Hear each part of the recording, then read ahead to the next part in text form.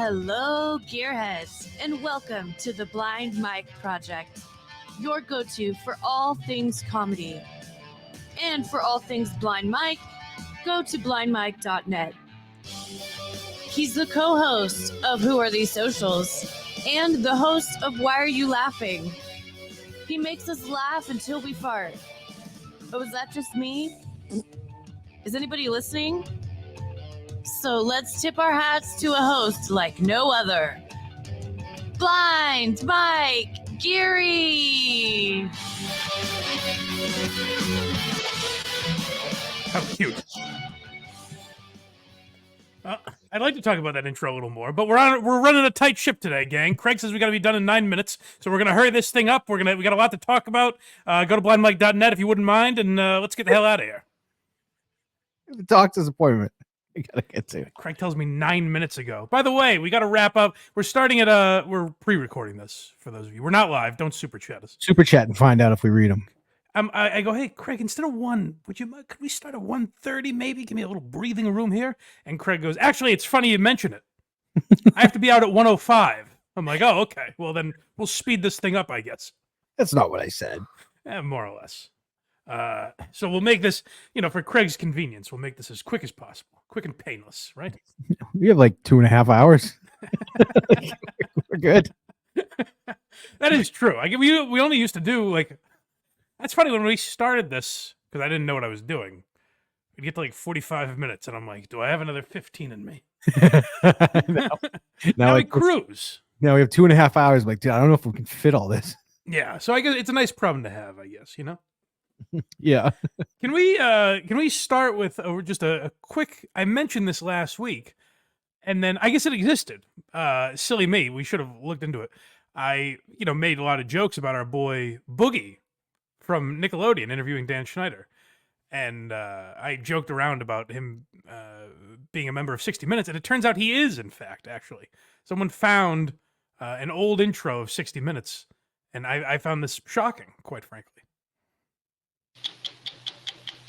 I'm Steve Croft. I'm Leslie Stahl. I'm Bob Simon. I'm Morley Safer. Hey, it's Boogie.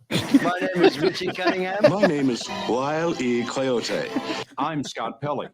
Those stories and Andy Rooney tonight on 60 Minutes. It's very silly, but it makes me laugh. It's always funny. Hey, it's Boogie. And according to, I saw in the YouTube chat or comment section, I forget, that someone said they would sign up if I made the Boogie Board. Yes. And I made the Boogie Board. I thought you were going to reveal it. Hey, it's Boogie. Nice.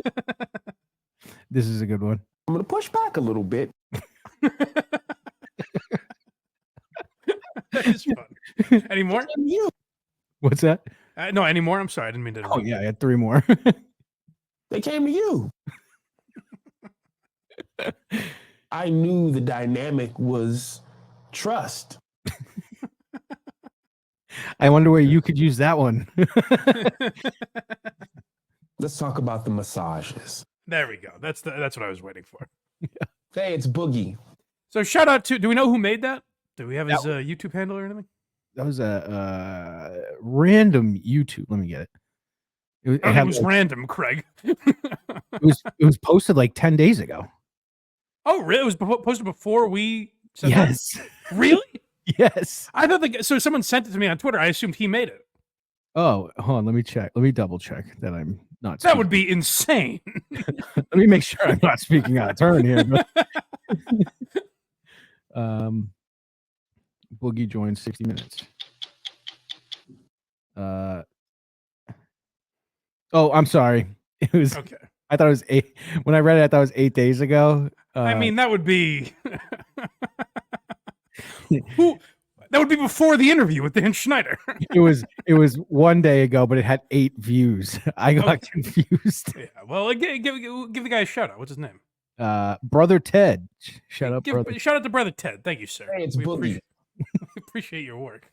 I'm gonna push back a little bit. I'm going to push back and tell you to go to blindmike.net, all right? Enough of this futzing around. Go to blindmike.net. That's where all of our links are. If you want to support this program, if you don't know what we're talking about, if you're tuning in right now and you're thinking, guys, I can't keep up every week. What the heck are you talking about? Well, that's where they do come to me, yes. That's where all of our links are. I don't know, anything? Boogie? I'm gonna push back a little bit. No! We don't really have enough to have a conversation with them, I guess. Trust. You can trust in blindmike.net if you want to become a member on Patreon or YouTube. We accept both. Get us to 1,000 on Patreon. That seems like a nice number, huh? I say it every week, and no one ever listens to me. But start. Let's talk about the will you? massages. And we're not live right now because I'm obviously up in Portland. Or on my way back at this point by the time you're watching this.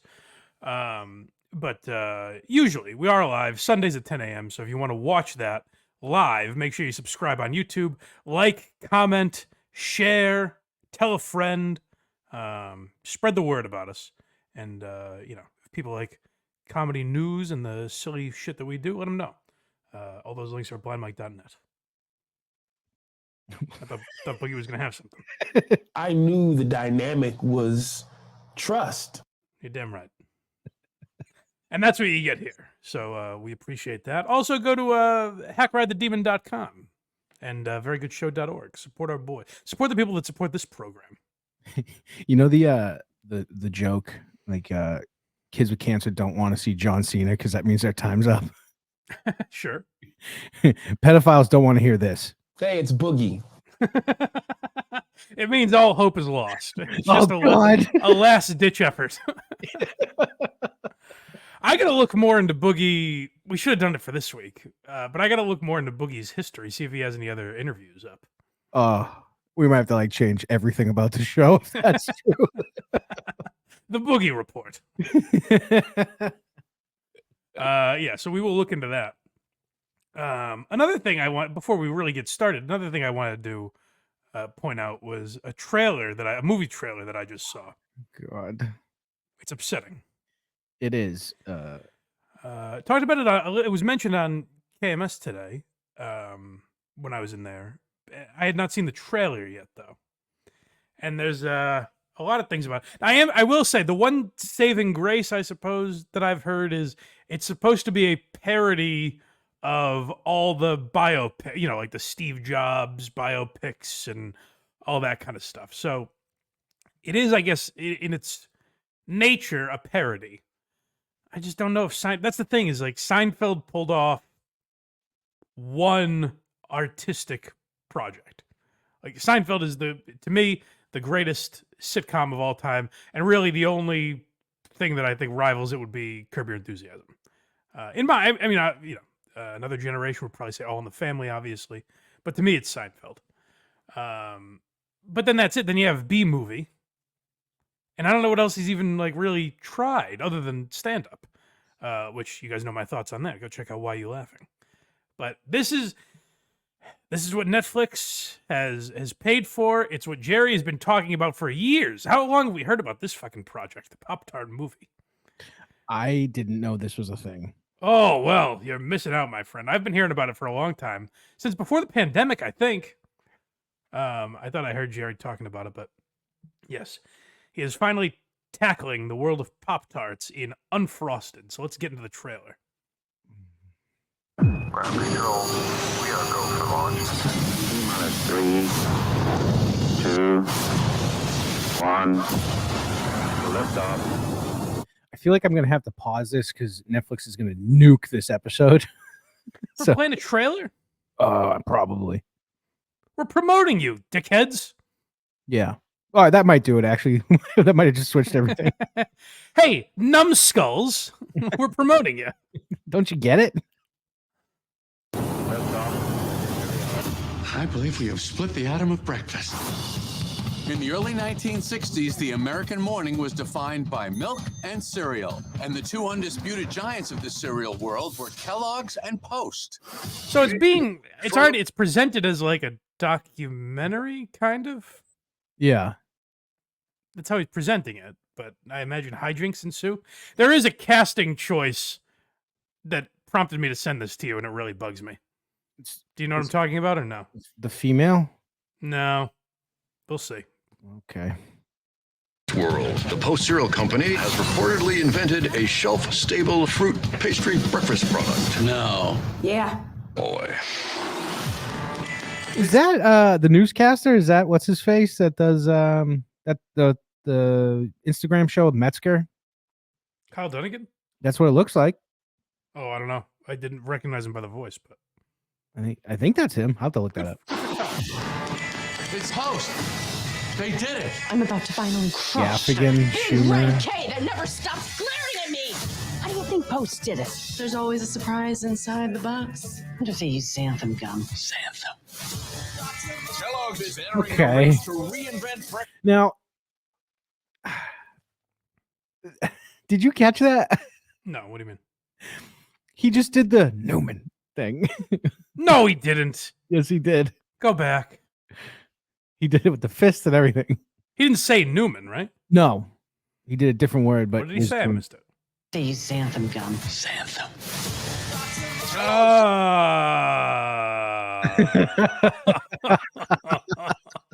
Could that be? There's no way Jerry forgot that he did that, right? No, that was on purpose. For yeah, sure. that's not just a coincidence.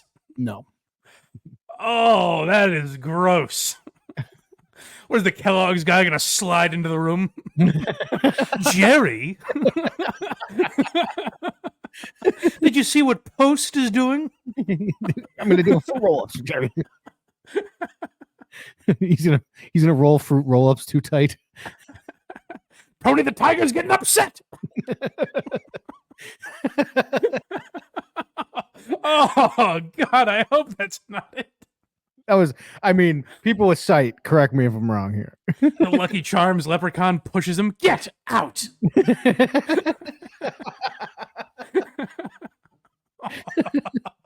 Oh, who told you to put the sugar on? I didn't tell you to put the sugar on. It never ends. Can you tell us about the fruit filling of these Pop-Tarts? They're real and they're spectacular. Oh no! Oh God! That one could, please don't do that to my favorite show ever. that one could happen. Oh, it's real and it's spectacular. You're right. Oh God, this is disturbing. How do you think Post did it? There's always a surprise inside the box. I'm just use xanthan gum. Xanthan. Oh, Kellogg's is entering the race to reinvent breakfast. With And I'll tell you what worries me is they put it in the trailer as if to be like, get ready. Hey, Seinfeld fans. you guys want Jerry to be Jerry? Hmm? Oh, man. Swin, Chef Boyardee, and Jack LaLanne. They're stacking the deck with ringers. You know Isaiah Lamb from Quaker? You Kellogg's people. We're about to have some very powerful people very upset. You have to win. Are you making any progress? Okay, that. Who is that? Who is it? Why, it's John F. Kennedy, of course. Oh, why? You don't know who it is? No. You don't know who's playing that character? No, can I not? Go back a little bit. I'm staring right at him. Oh, you know him quite well. Why is this so difficult? Play it again, and we'll see if you get it, and then I'll shed a little light on it for you. Very upset. You have to win. Are you making any progress? It's not just. You don't know who that is? What are you guys, 5 years old? Is that Bill Burr? You betcha Bippy it is, friend. Stop it. as John F. Kennedy. Oh, I had to see his face a certain way, and I went, "Oh, that's Bill Burr." This feels like a terrible SNL sketch where they just got everyone, Mm. you know? Yeah, I can't wait to see Shane Gillis. Shane Gillis would be the leprechaun. Oh, Bill Burr as JFK. Mm. Now he's definitely gonna make like a I'm so stressed my head could explode joke or something. I'm getting a headache. Yeah. Why have a Boston guy do like the idea is that Bill Burr has a Boston accent, I guess, but then why make him do the JFK voice? It's a different accent. Yeah, I have no idea. All right, let me drink this whole part in full. Yeah. You have to win. Are you making any progress? It's not to scale, but What are you guys, 5 years old? Little John draws better than that. All right. And I think there's something wrong with him. All right, had I got that far, I would have guessed. He Little didn't. John, he's going to pilot school.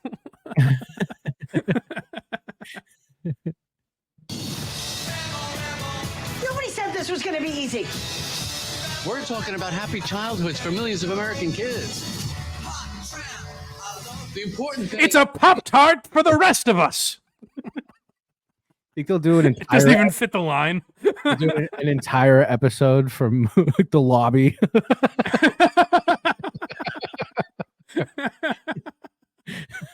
I yelled, "Caught right!" Do you think there'll be a chunk of this movie where they get lost in the assembly line somewhere and they can't find each other?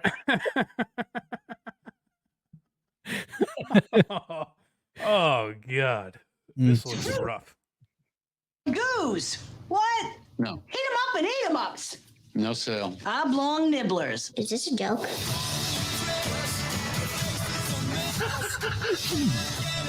Whoever gets to the shelves first is going to win this. There is so many people in this movie.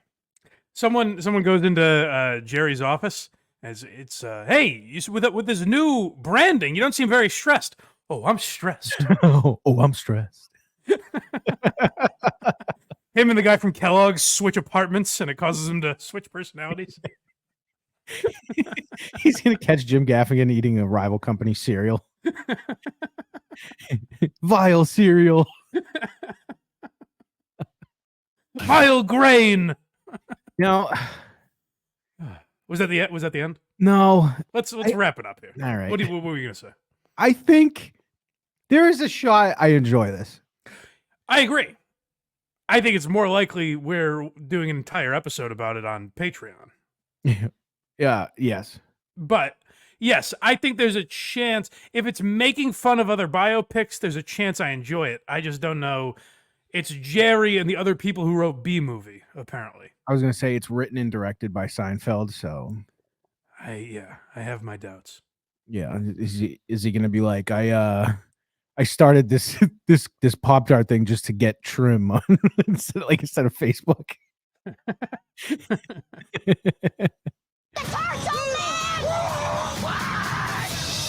How did it get this far? It's breakfast. Things happen. All right, no, I'm gonna hate this. Isn't this a cereal company? Why did my husband explode?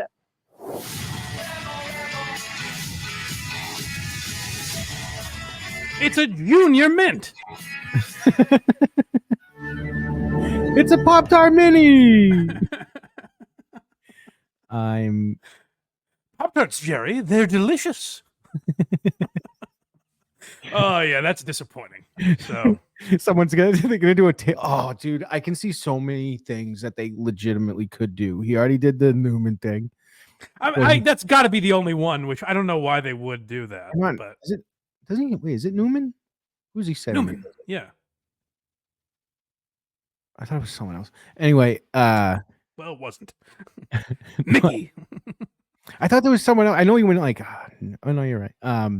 But like I could see them doing like taste testing and someone being like, yeah, I don't really like this. And then someone snapping and someone else taking it and going, no tarts for you. I suppose you could swivel.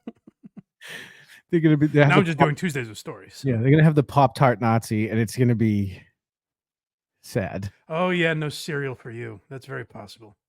Something like that. Uncle Leo, what are you doing here?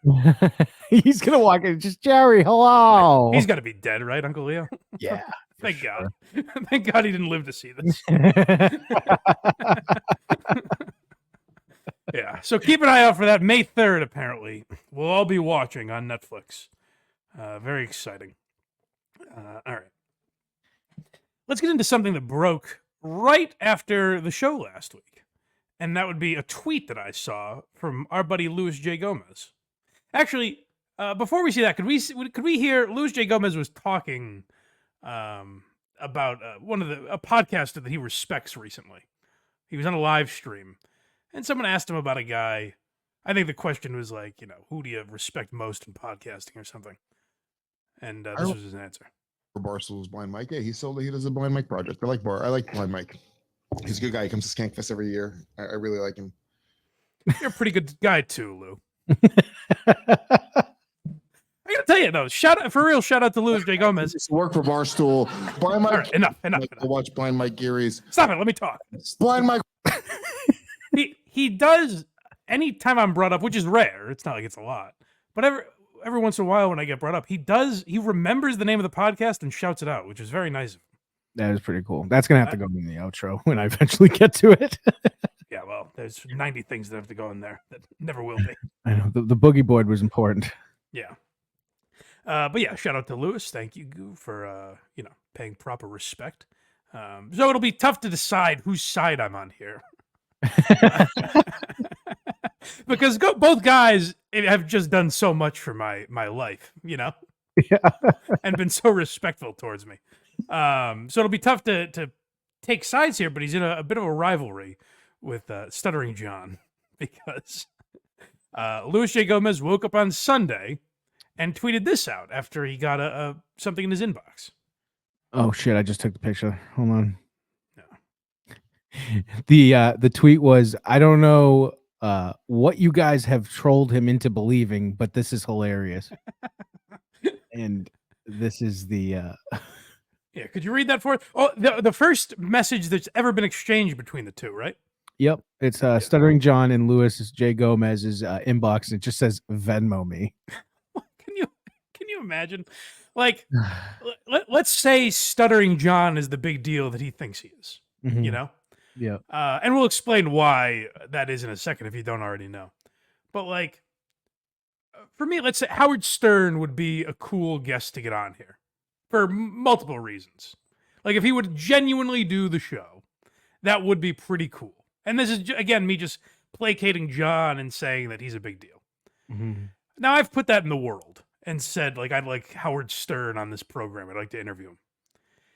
If I woke up one day to a DM from Howard Stern himself that just said, Venmo me, my first thought wouldn't be, oh, well, right away, sir.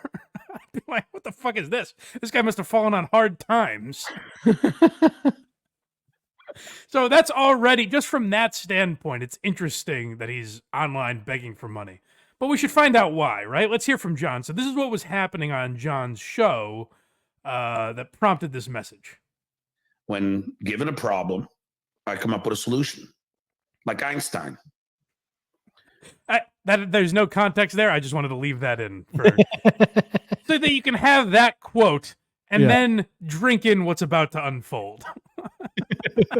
Much like Einstein, this man operates.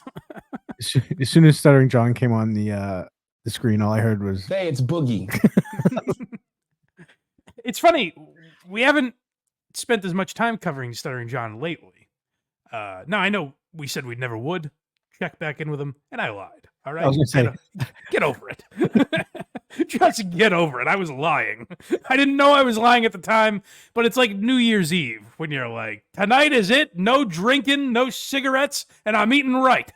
Yeah, that was my frame of mind when I said no, talk about Stuttering John. But I will say, I think Carl has started talking about him less, which was my advice months ago. And when I've checked back in for this, like, it is boring. Because when you take a break from John and then check back in, what you realize is like, oh, he's still bitching about the same things? Yep. That's kind of sad. Yep. So yeah, it's the same three problems, and he's still going with the fact that he's a genius. I guess he's still in Mensa, and his kids are geniuses, and he's passed on that gene to them, which is very sweet of him. Did you notice how this episode started too? How's that? His music plays, he comes on, and he's just bleeding from his nose, and he's like, Yes, "Oh, much I like cut myself Nikola shaving." Tesla. Yeah, I cut myself shaving. Yes, like Thomas Edison.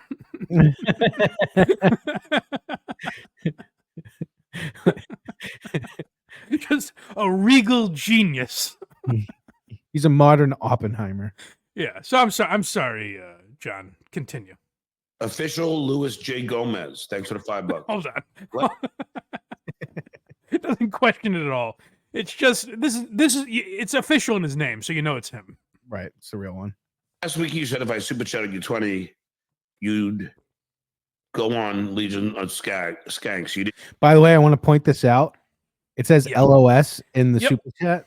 He didn't do the pretend not to know what the fuck anyone's talking about. Well, which is interesting. A lot of people pointed this out, that it's interesting. He knows what LOS is, which is, I gotta say, is kind of odd. I don't think most people refer, like, if we were talking about Legion of Skanks, I would say Legion of Skanks. I wouldn't say LOS necessarily. If I was going to abbreviate that show, I'd say Skanks. Right.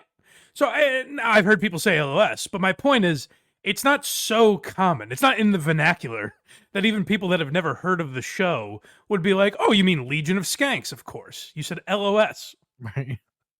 So John is very well aware of who this is. Skanks, you didn't read it. Stop pretending you don't know me and tweet me. I'll pay you, coward.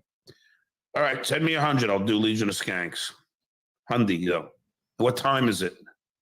Because, you know, after this, I'm going to probably go see my friend's band and get fucking inebriated.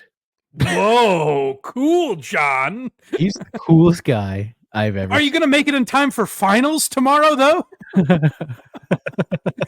That's really cool that you're going to go see a band and get drunk. That's pretty neat. John, what's the senior week prank this year? John's a 60-year-old man bragging about going and getting drunk. And this is, again, like when dummies like me think they're going to quit Stuttering John. Yeah. This is what always draws you back, is we're not even talking about the matter at hand. It's all the horse shit surrounding it. Where it's like him saying, I'm going to get fucking inebriated. It's like, cool, John. That's what reels you in, is what John thinks is cool or interesting. Yeah, what time's the show at? I gotta drink a couple Steel Reserves and then go TP my coach's house. I scraped my quarters together.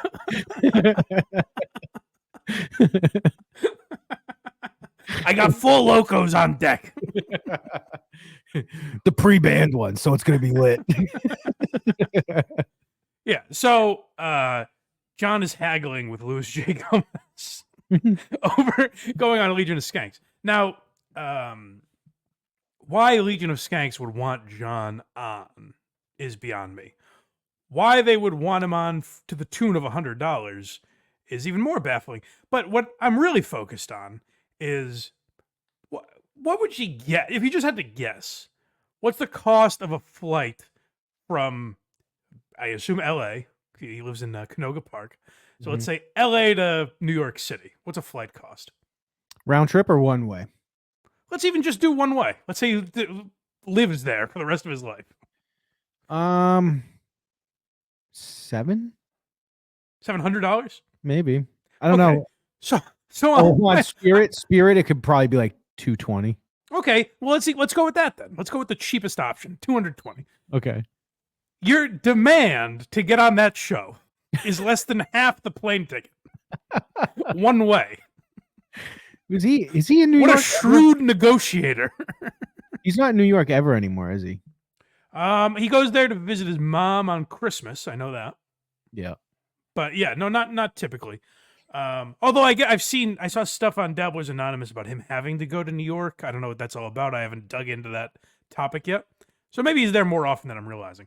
But my point is, not only does Legion of Skanks have no reason to have him on, John is demanding $100. He's fixated on that price always. It's always $100. And I think that's because John has the brain. He compares himself to Einstein, as we heard. Right. I believe John has the brain of a 9-year-old, where he's like, well, if you're going to make me do that show, I'm going to do it for a lot of money, like $100. Just so you know. Yeah. Tickets starting at $137. Oh, okay, John. So you might only lose $37 on this deal. That's pretty good.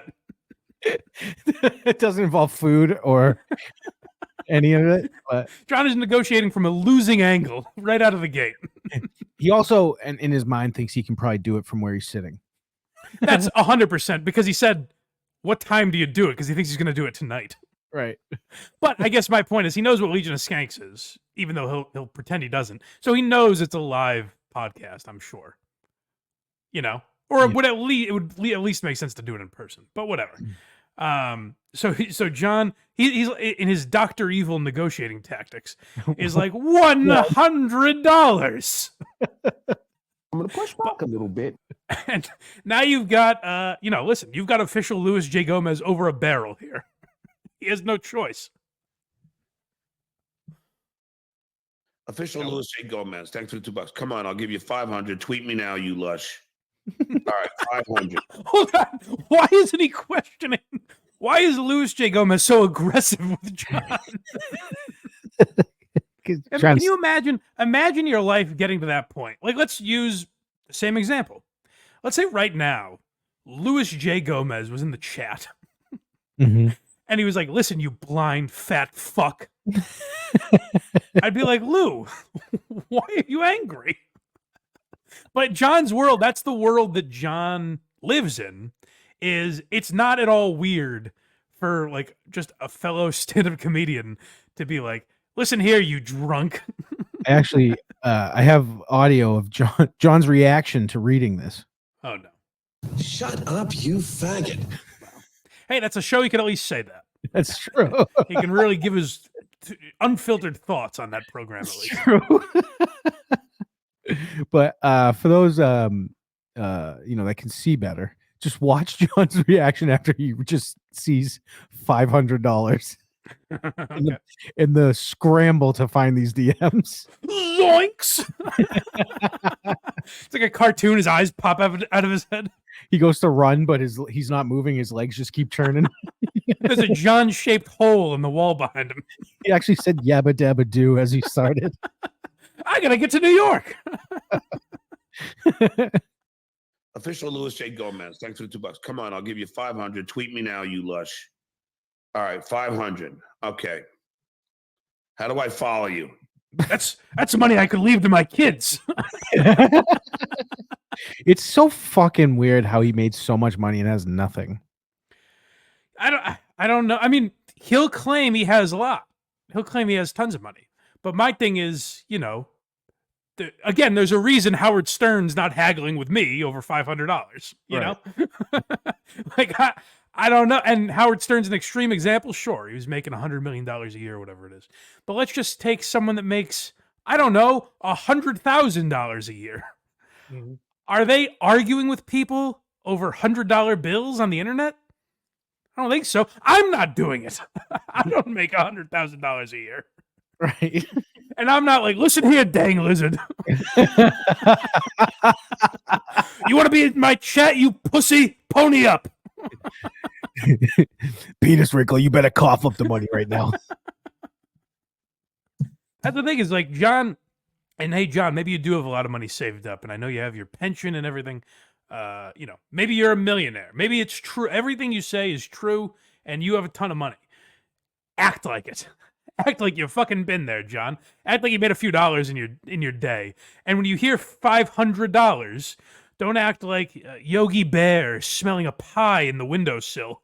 He just saw that price and was like, "That's a good amount of 30 racks." What?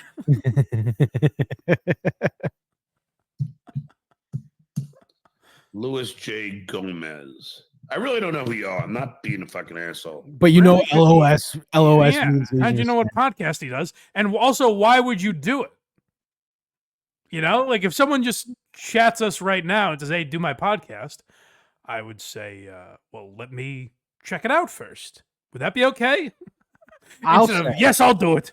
I'll say if someone wants to pay me $500, I'll do their show. Just no matter what. Yeah, why not? All right, Box Eating Dad, get on it. That'd be a fun experiment. Louis J. Gomez. Like literally the easiest I name do to spell. follow you. So, okay, he follows him on Twitter. I don't know who the fuck you are. I've never heard of you before. I see your battles with Jake Flores every week. Isn't Big J on like a lot of these show chats? Sure, I know Skankfest is right around the corner, but you must have yeah, Big J. When I was on Point Dabble Point, Big J was in the chat apparently. Oh, that's great. That's awesome.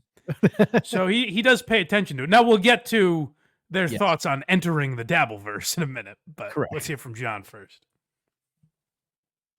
Well, you got 143 followers. I think it's a few more than that. I think he might have found the wrong Lewis. I think he has 143,000 followers. Okay, John doesn't know what the K means. Yeah. You have 143 kilometers worth of followers. Anytime it says K next to it, he just gets triggered. What are you associated with him for? You have 143 ladies. All right. I just tweeted you. Okay? Now we good. I just tweeted you. You know the way Jimmy Fallon books his show. It just says Venmo me. Venmo me. Now we good. Pay me the 500. I'll do your show. Name the day. That's also not how it works. Name the day. What if you're busy that day, John? I mean, I know that seems unrealistic, but Well, he said $500. I'll clear my schedule. Salvation Army, I'm calling in today. I don't know where we stand on that one. Let me know in the comments, guys. Is John still working for the Salvation Army? That's the last I heard. Was he really? Yeah, he was apparently making minimum wage, but then he said that he said that, and then he said it was a lie. So who knows? But, that's another area where John got boring, is he started like lying to try and fool the trolls, but then it was just like, well, we know you're lying, so who cares about this anymore? Right. So now we have the skanks responding, right? Yep. So this was Monday night. Thank you to, by the way, Hackride sent me this, but also thank you to whoever tweeted it, because their show doesn't come out till Friday, and we're recording this Thursday, so I wouldn't have seen it otherwise, but I'm glad someone posted it so we could react to this when Lewis brings up what happened on the show. While they're pulling that up, I woke up to a DM from Stuttering John. Yeah. Which is very funny to me because when was the last time you talked to him? You guys regularly communicate? Stuttering John's He's still trying to finish a sentence. He's somebody that I don't know. And like Didn't I we just have watched him him on? on the Didn't we have him on once years ago? No, he never No. came on. He follows me on Twitter. I followed him back. I've never talked to him. That's the kind of impression John has on people where you're like, I must have talked to this asshole at some point, right?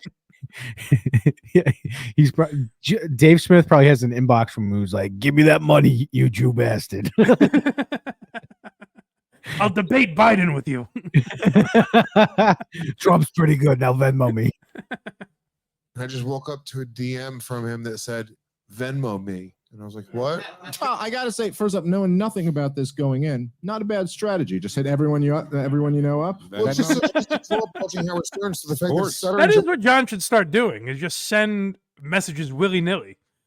Because I gotta say, if you hit me on the right day, guys, more often than not, Blind Mike Geary on Venmo, and more often than not, I won't pay you. But maybe there's a day where I'm just like, fuck it, here you go. Yeah, get yourself a coffee. It's $500. Venmo me is code for $500. Oh yeah, he didn't put the amount in either. Well, he's Venmo supposed, me. he's supposed to be talking to. He doesn't know it's a troll. Good point. That's true. Yeah. DMs being It's awesome. Twitter or Venmo me. You're like, this is neat. Yeah. So then when I found out, because I posted this, I was like, I don't know what happened, but You found out that a stutter doesn't translate to text. It literally says in his bio, don't believe The imposters. Venmo me. Oh no, it's really him. My DMs are closed and I follow him. So what happened was somebody in his YouTube chat, like I guess super chatted him, pretending to be me and just used my profile picture. Wait, so they gave him money? $2 and convinced him that they were me. That you were going to give like, here's $2. There's more to come. No, he's as me, being like, yeah, There's more where this came from. Dave Smith is the best part of the show.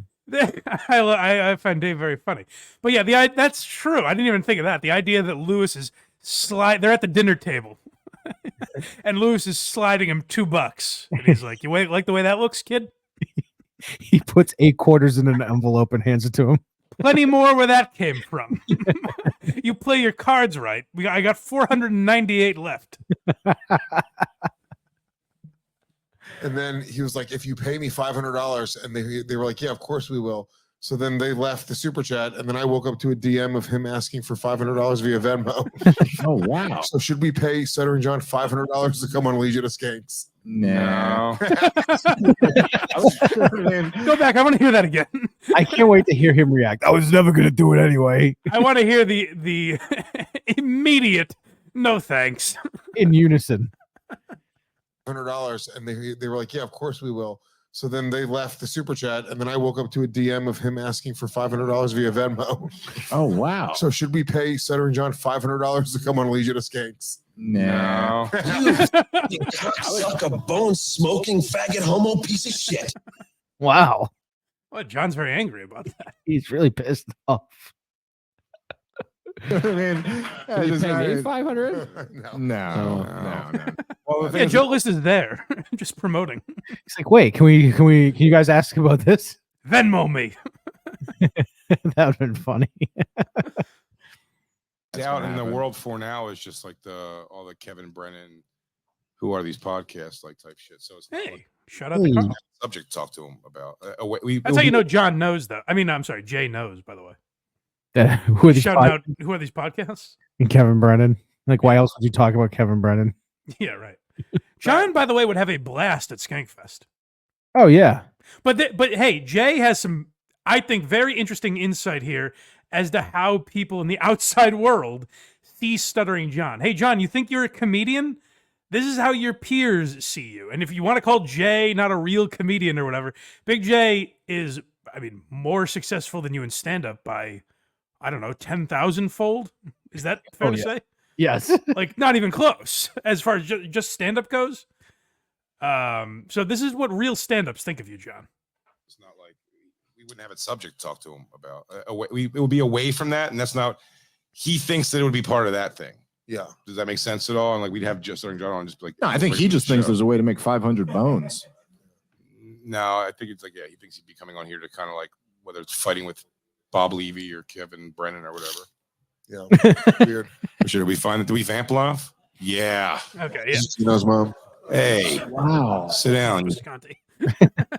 So yeah, Jay's 100% right that like John would go on there much like he did in Atlantic City. Remember when we covered him in Atlantic City? Yes. And he went up to security and was like, "Excuse me, security, Patrick Melton is making fun of my kids." That's what it would be like if John was on Legion of Skanks. Like they would pull up, you know, the some video that they're talking about or whatever topic, who's most justified or something like that. Yeah. And John would be like, "Oh my, this reminds me of when Lady K posted the link to my book on his Patreon." And they'd be like, "What? I don't know." I'm like, Jay would kind of know, and Lewis and Dave would be like, "I don't know what the fuck you're talking about." Jay would be like, John, for the 1,000th time, that's not what happened. Well, Jay would be like, "John, stick around and we'll talk about it after." Yeah. Yeah. Like Jay, I think, is very into it, but I think they have no interest in turning their show into, you know, whatever Stuttering John wants to talk about for an hour. And, you know, like I said, I think Carl's getting less interested in it. And I think that's just kind of a natural progression because John is so exhausting. John is so exhausting and he is boring. And the only thing interesting. I'll push back and say he's not necessarily boring.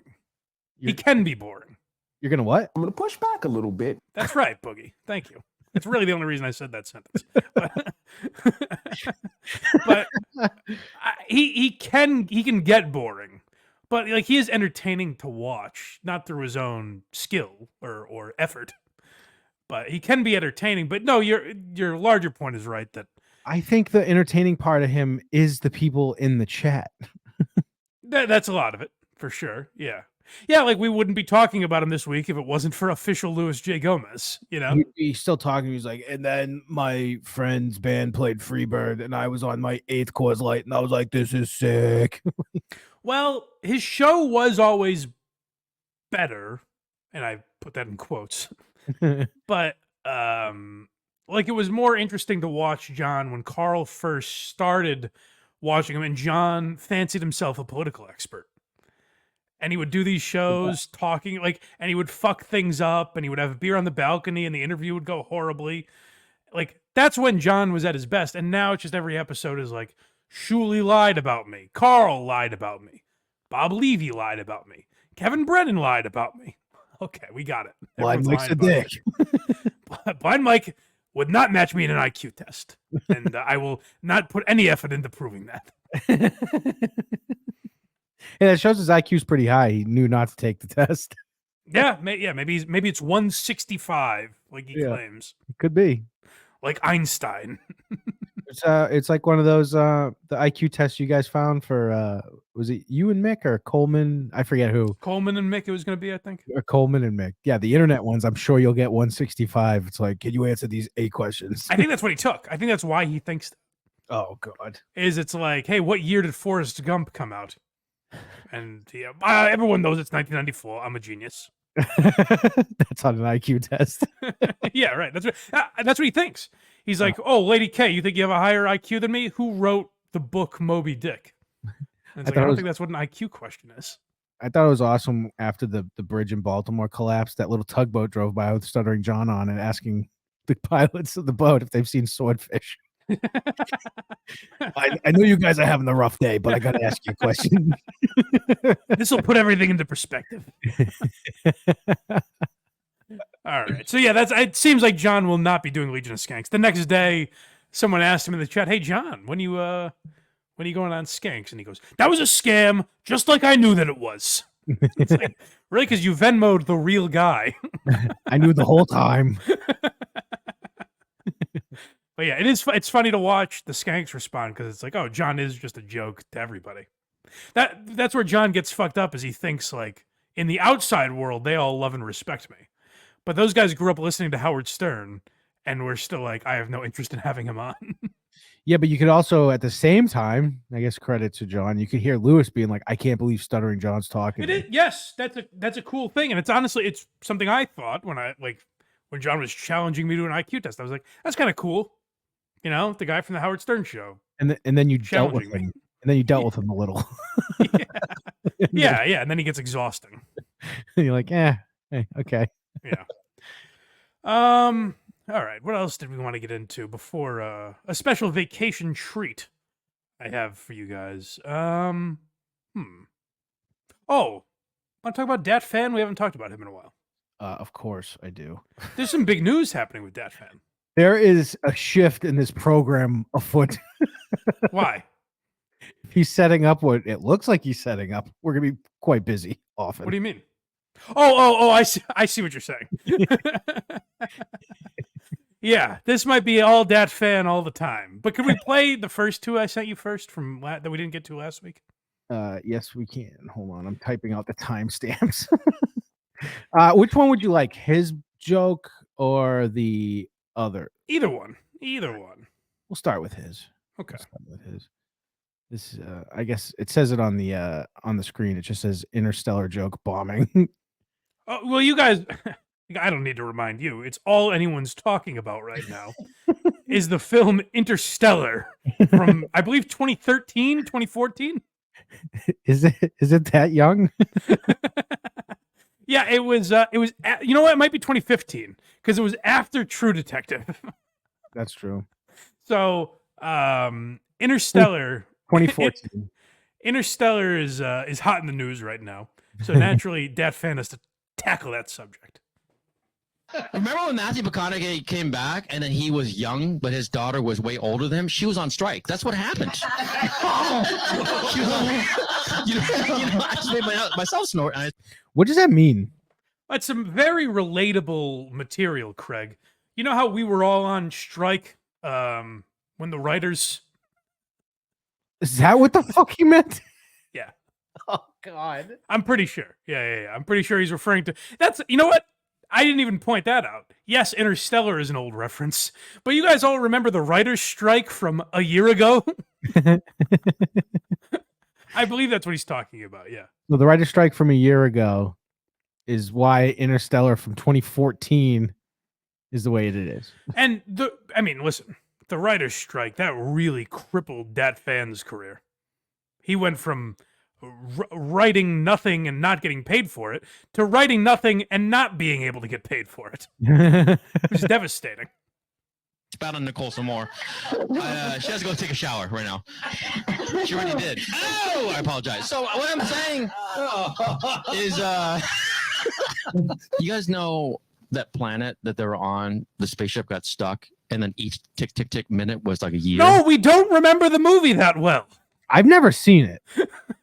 It's not Goodfellas. All right? Yeah, seriously. It's not Saving Private Ryan. You guys remember when Al Pacino went to the hospital and he had to guard his dad's body? Yes, I do. Why are you talking so much about this movie? I can't wait to hear, as Patrice would say, I can't wait to hear what his mom has to say about the movie. You didn't watch Interstellar? This joke's gonna bomb. I'll tell you right now. Never do a multi-layered space-time continuum. It's just, can you guys all, let's take a break and let's all watch Interstellar really quick and continue the show at 11 o'clock at night. Let's be right back and let's watch the clip right now. Interstellar. Christopher Nolan. You see he's on the planet. Matt Damon. That's when he turned down Avatar. They're all very good topical references. It's fun. Man. Surprised he didn't bring up Sham Wow in that joke somewhere. Why are even his new jokes dated?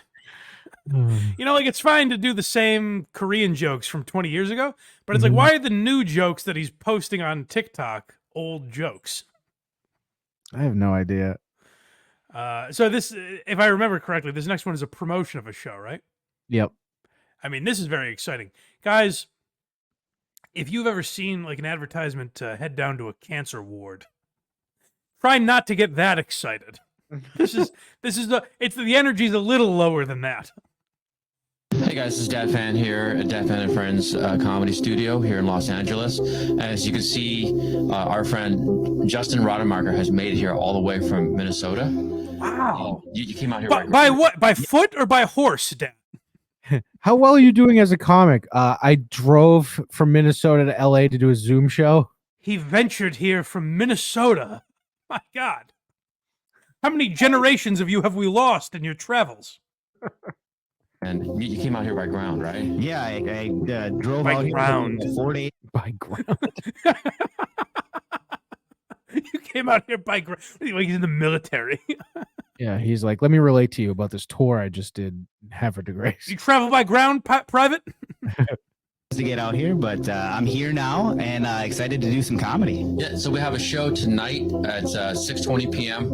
is the check-in time, and then 3 o'clock on Saturday, 3 p.m. California time zone check-in time. So anybody who's participating or watching is going to be a very exciting time, and I'm very glad to have you. You know you're doing well in your comedy career when you have to advertise to get participants at your show, not just the audience. Ugh. Like a lot of people post on social media to try and get asses in the seats, try and get patrons there. That's very understandable. But to try and get people to participate in the comedy show, that's when you know things are going well. They came to you. That's right, Dad. Exciting time. As I always say, by the way, he's done this before. That particular music that he uses in a lot of his social media posts, it's really uplifting. It's the same music, like if you heard the work I do with the kids at Dana-Farber is really inspiring. Like that's the music that would be playing in the background of some horrifying disease commercial. Right. Glad to have you here. Well, thank you. I'm really excited to be here and perform comedy with you guys live. So, All right. All right. And thanks to you kids out there, my grandfather was able to get a kidney. That's exactly what it's like. It's the saddest music. Oh. But we have good news about that. I'm very excited. Guys, if you liked that and you want to check out more of that, you might be in luck because he's teasing us with some posts here.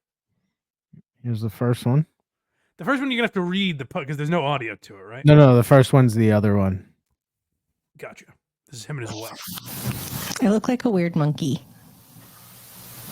You do? Yeah, with my hair like this and my monkey face.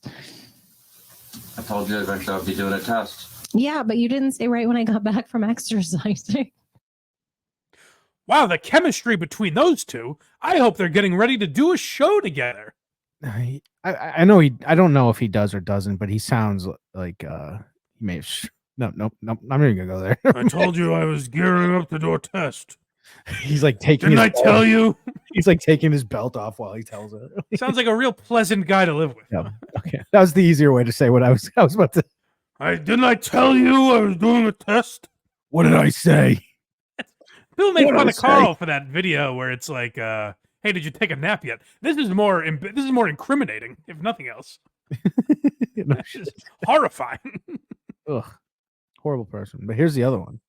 Yeah, so this please read the caption because we're clearly teasing something here that I'm very excited for.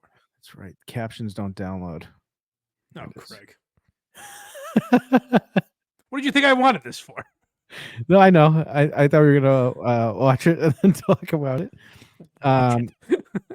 It says testing podcast angles. Equipment is in. This is also 1080p angle, but not 4K footage yet. Roadcaster is in. Testing that soon. Now, I would suggest to Dad, and listen, there's not a lot of podcasters I can talk down to. I understand. But I feel like Dad fits into that category. Where if I could, bestow some advice upon you. Craig and I did tests when we very, very first started this program. Yep. 3.5 years ago now. Yep. And you may be asking yourself, boy, I don't remember those tests. I can't remember. Do. I remember how I felt. Craig remembers them. I remember them. What do you mean by that? I was like, I don't know what to do. I am probably fucking ruining this. Oh, okay. All yes. right. So the same now, but I'm used to it. Oh, good. Yeah. But the reason, if you're wondering, like, boy, I don't remember those tests, is because you didn't see them. They weren't interesting, so we didn't put them on the internet. Yeah, we were going to actually put. We did like an hour-long test show. I think we did put it on. We did put one on Patreon, right? Maybe, but we were going to put the very first thing we did, and my computer crashed and wiped everything on it, and I lost everything. Yeah, and guys, you're not missing much. Frankly. Nope. Because there's a reason I never would have put, hey, can you hear me? Yep. Okay, so this works. Good. There's a reason I didn't post that on TikTok. Yeah, and before I did it, I was like, guys, I'm testing with Blind Mike today. I got my Roadcaster in, and I'm ready to go. It's very exciting. It's very exciting stuff. So I'm excited. Dad is teasing us, and boy, was TikTok a buzz when they heard about this. Yeah, they're like, we thought the Interstellar jokes you were putting online were good. Mm-hmm. We can't wait until you have to do an hour a week. Now, this is going to be, this next 9 seconds is going to be pretty rough for the audio listeners. It's going to be silent. Well, I'm not going to not talk. What are you talking about? I'm playing this video now. Okay, good. Hey, I don't know what that was. Let's But talk about the massages. Dad, really relying on that board these days. It was silent, so I had to play something.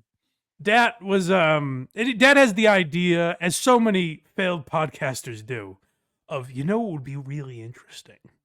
What if me and my wife just talk the way we do at home? Wouldn't that be fascinating to people to hear two boring married people talk on a microphone? Wouldn't that be great? Now, I have the video playing. Why is this public? No idea. I can't figure it out. It's him just... I have no clue. I asked that about so many of his clips, but at least they have words in them. He's trying in the rest of them. Yeah. Yeah, I have no idea, but I'm excited. Hey, maybe this will get me back on Who Are These Podcasts? If Dad Fan does a podcast. Yeah, maybe I'm sure it'll be Eric Zane again. they'll take us on as a unit. Maybe, who knows? Guys, we have to drop everything. Dad Fan released the first episode. Everyone be prepared for a 4-hour show. Well, you know what I worry about with that though is it's going to be so boring that there's not even anything to break down. You know, he's going to have to get the last word in after every sentence and say shit that's not. Oh, he is an egomaniac. I forget about that. Yeah, she's going to say something and he's going to try to tag it with the worst shit you've ever heard in your life, and it's it's a great idea for Dak because it could legitimately ruin his marriage. Like, I'm sure he seems like a fine enough guy, whatever. But on microphones, when he's waxing poetic about his career, he is a complete asshole, and this might ruin his relationship. Oh, I can't wait. So we're very excited for that. All things Dat Fan, I'm very eager to get to. Yeah. All right, moving on.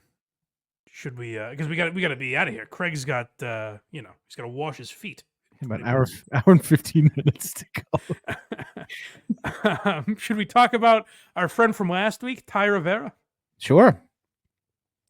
And this is where it's getting kind of sad. Is I think Ty got more views and attention from his Comedy Mothership videos that he's now saying like, okay, let's keep that train rolling. How am I going to keep getting noticed? And now he's taking aim at Tony Hinchcliffe. So I guess Tony was one of the people kind of bad-mouthing him, saying like, yeah, fuck that guy, like good riddance, basically. By the way, judging by our demonetization on one of our videos, I'm kind of on Ty's side here. Oh, yeah. So do we know what happened with that? Yep, it said the owner of that material is making sure we can't make money from our video. Really? Yeah. So it's because I'm against Ty Rivera, but I wanted to. I forgot I'm willing to about throw that. my integrity away to side with him. Yeah, I just wanted that out there before we watch this. So yeah, if you guys don't know what we're talking about, we post each segment individually, and actually, it's not even up as we record it yet. So who knows what'll happen to it? But we posted Ty Rivera. I'm sorry, the Kill Tony segment we did, right? The Kill Tony segment, and then he talked about the Comedy Mothership. Ty Rivera did. Yeah, and then we played... No, but I'm just talking about Tony right now. The segment we posted with Tony Hinchcliffe was him getting triggered. In fact, this might have been his problem with it. The title I think I made was like Tony Hinchcliffe seems triggered at Kill Tony guest or something like that. Yeah, yes. That's something like that. So I guess Tony gave us a copyright claim and demonetized us. Yeah, but don't tell him about the regular episode because that one's fine. Yeah, I don't. That's very weird. So that's strange for a podcast not to allow clips of theirs to be out there. You know? Yeah, that one I kind of just dealing with. Yeah, Tony Hinchcliffe seems triggered by Kill Tony set is what it's called. It says we can play it, we just can't make money off it. Well, good for him. You won, Tony. I don't think he owns this one, though, so let's let it fly. But I'm on Tony's side here because this, again, feels like Ty Rivera just trying to wave his arms and get noticed by using Tony Hinchcliffe's name. It doesn't feel real to me. Well, the biggest thing I noticed is he does that video. It gets so many views, and he did it in front of a laptop with no microphone. And now he's got like a dollar store fighter in the kids setup. Oh, has he sunk a bunch of money into it? I thought his last setup didn't seem that bad.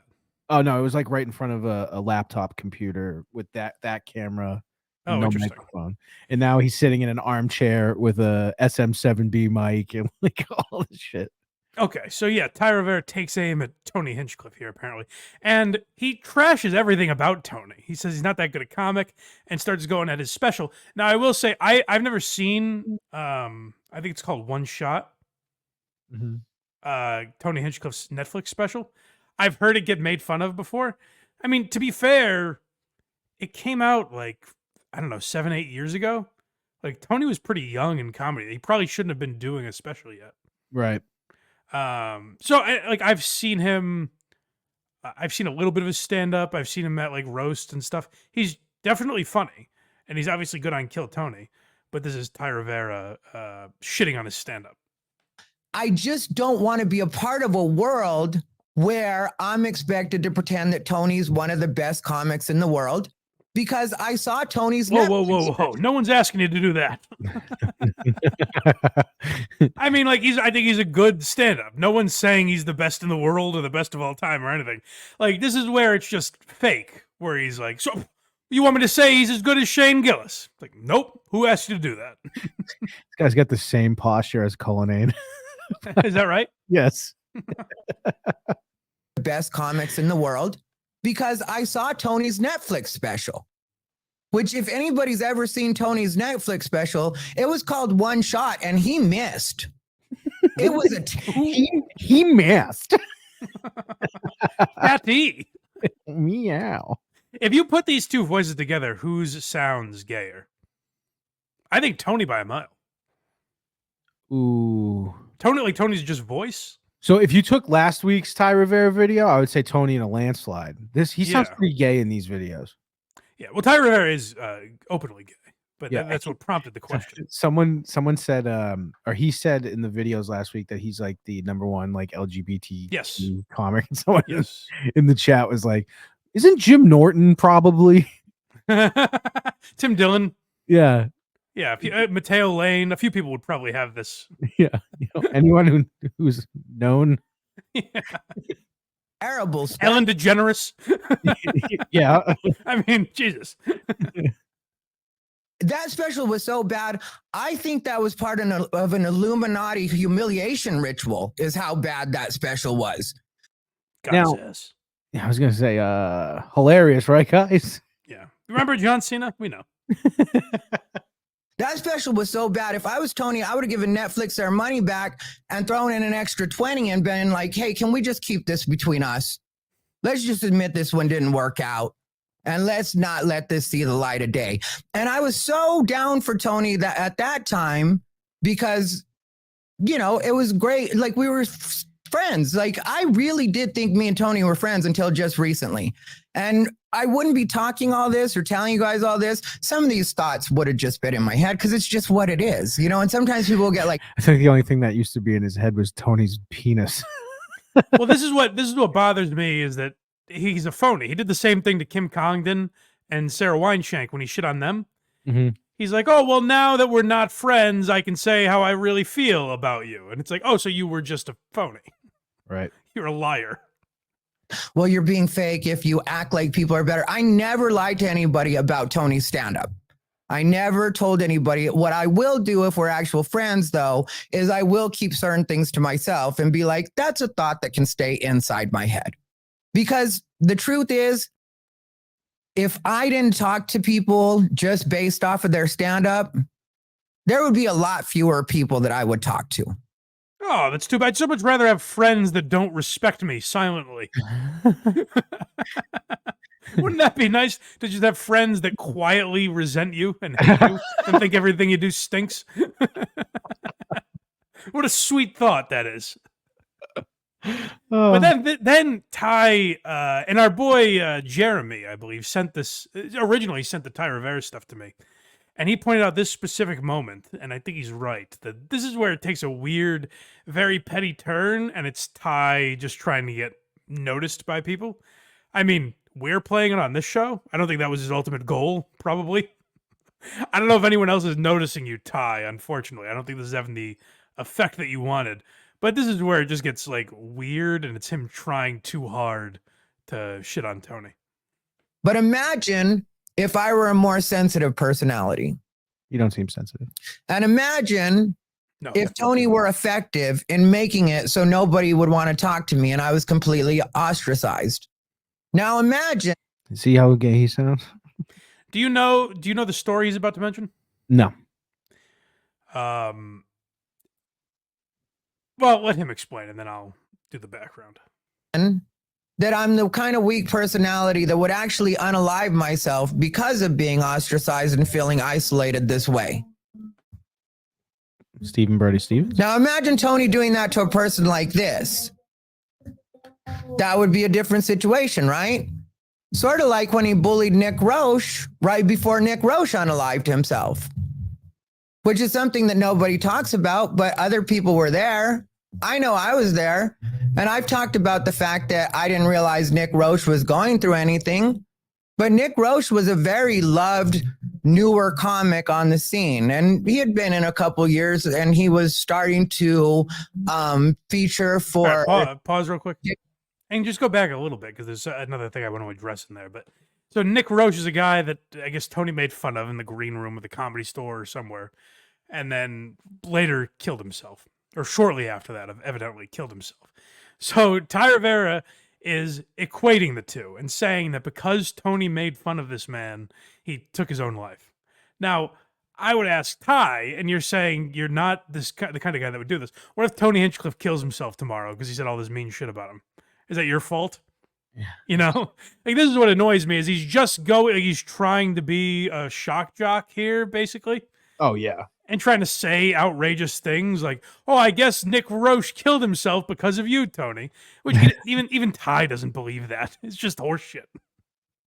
Nick Roche was a you don't want to address like the vuvuzela or whatever those things are called that is playing in the background of this. It gets very loud for some reason. I don't know why. What the hell is that? I don't know. Very loved, newer comic on the scene. And he had been in a couple years and he was starting to feature for David Lucas. And that's why we were in the green room together, because David Lucas just released his special, Uncancelable. He just released that. But I was the feature for every one of those shows. I was there for every one of those shows. So I was there. He's pretty gay. I think we get it, Craig. He's gay. We understand. Well, we're trying to figure out who sounds gayer. I think he does. And the way I paused it, honestly, is maybe you understand why it's not as funny to say him, right? No, the man's actually gay. I know, but like the way it's paused right now, I can't describe it. Okay. Well, Craig's fascinated. There's a man who sucks penis on the screen. Craig's fixated on it. Yeah. Green room when Tony was bullying Nick Roche. And that's more Tony's story to tell than mine. So I'll let him. You brought it up, Ty. Wants to. But I think personally, if he's the bitch he pretends to be, then he should have at least claimed his body. Like, you were effective in helping this guy to unalive himself. So you didn't learn your lesson then. And now what? You're trying to do that with me? Do you think that that'll work, Tony? Because I'm telling you, I'm not that guy. What's going to happen is every time I end up hearing that you say something about me again, I'm going to come back on the podcast and smack you again. Whoa. I'm the source every time I get talked about. I'm not Nick Roche. I don't think he brought him up. No, Ty Rivera did. That's where this is all very petty, and it's like this video had 10,000 views, which is like better than we generally do. So good for you, Ty. You've bested us, but it does seem very petty, and like he thinks what he's saying is rocking the comedy world. When it's like, 6 people will text each other about it for the next week, and that's about it. Right. You know. Right. Like, I don't know. I'll keep an eye on him because he says some interesting things, but this felt like a reach where it's like, Ty, come on. Even you don't believe this. Tony Hinchcliffe made him kill himself. If you killed yourself because you heard a joke about yourself, you probably should have killed yourself, you know? Seriously. Like, I think any real case of suicide is a wild culmination of things. It's not one guy said my shirt was ugly, so I went home and hung myself. Someone said nice shirt, and you're like, that's it. Yeah. So we have Tony's back, and then he takes bread out of my family's mouth. Bastard. Son of a bitch. So it's tough. I'm a man without a country, That's right. Which side do you guys fall on? Put it in the comments. Yeah, let us know. All right. Is Coach HP our last thing before we get to our I don't know, main course, I suppose? Yes, it is. Wow, this is nice. Coach HP, if you remember the rules of podcasting, do you remember those, Craig? Yeah. Rule number 1, as I recall, was do the podcast. Coach HP has failed at rule number 1. Yep. He hasn't really been doing a lot of episodes. He's been very inconsistent. he did post a short with Dana White. So I don't know if that's coming out eventually. Oh my god, I won't be able to. We're gonna have to watch that whole thing. There's no way it's a full podcast because you can tell he just tackled him at a UFC event. There's like loud music happening in the background. It's dimly lit. Are you one of my old fighters? Like he can't tell who he is. So Coach HP had a gentleman on who wrote a book about parenting. At least this is now in Coach HP's wheelhouse. Right. Coach HP works with kids. He's got a guide to parenting author on. That at least makes sense. I told him, I said, don't do a kiddie porn. That's right. Craig has to play that to himself every day. A reminder. Can't have fun here. By the way, shout out to Quincy. A great episode last week. Craig called it, he called it 5 hard-ons. In all seriousness, I went to tell Matt and Tim on VGS about that episode, and as I'm explaining what happens, I'm like, I can't believe this was on television. On NBC. It's dark as hell. Yeah. It was an interesting one. So go watch Quincy on Patreon with us if you'd like. But no, Coach HP is talking to an author, and the interview is definitely more warranted than usual, but no less douchey. Yeah, we're gonna hit it now. We're gonna talk about it. We're gonna talk about it right now. Here we go. I think we're live. Just starts like this. 3, 2, 1, boom. What's up, everybody? It's your coach. Welcome to the #1 positivity podcast on the internet right now, the Coach HP Show. And today I have a guy who I feel is doing it very right, man. My dad, Nate, from... Hold on. Did you hear what he said there? There's a whole lot in there. My dad, Nate. Yes. May I call you Papa? Will you get me Christmas gifts? I have read your book, and I'd like you to be my father. That is how much I love you now.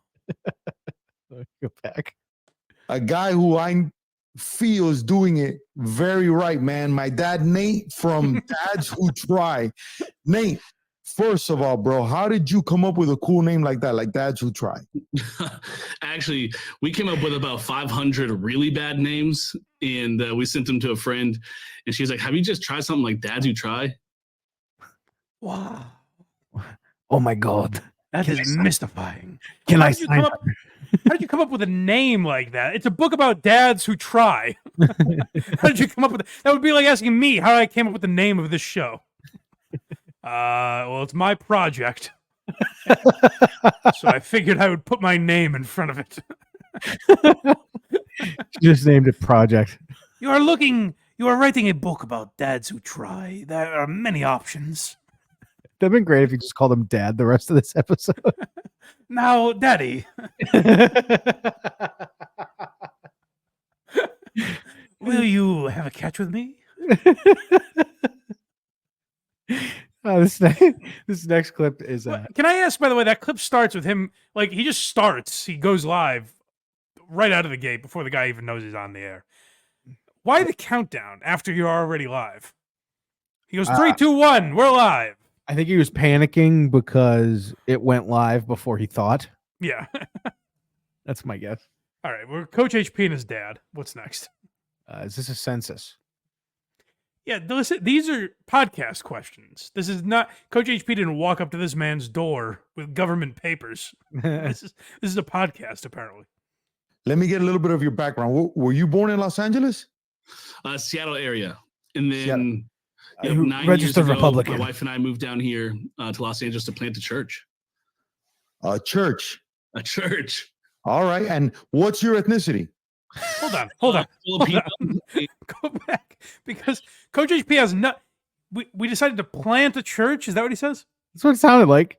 It's an interesting series of words strung together. I would think, elaborate on that. What the heck does that mean, buddy? Dad? What do you mean by that? Instead, Coach HP freezes and he goes, are you Italian? And just to plant a church. A church. A church. All right. And what's your ethnicity? Filipino and like assorted white. Yeah. Nice, bro. Nice. Okay. Nice. How many kids do you have? What's nice about that? Oh, and you Philip Craig, what ethnicity are you? I'm assorted white. And Nice. more white. Yes. Fuck yeah. Sick. Oh, does that get me off? Nice. Fucking A. Filipino and assorted white. Yeah. Mike, what ethnicity are you? I'm Italian and Irish mostly. Do you believe it?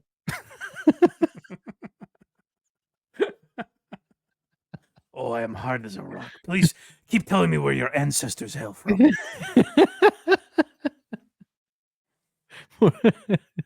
Tell me about the Roman Empire.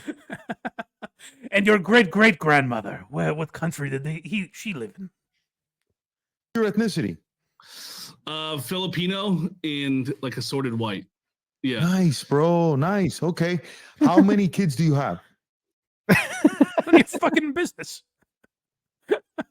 How hungry do you get at night? It'd be great if the interview was just all that rapid fire. That would be awesome. Oh, how many adults are in your household? Where did you go to high school? What degree did you finish with? What is your biggest struggle in math class? I have 2 images here. There are 7 differences. Can you spot them?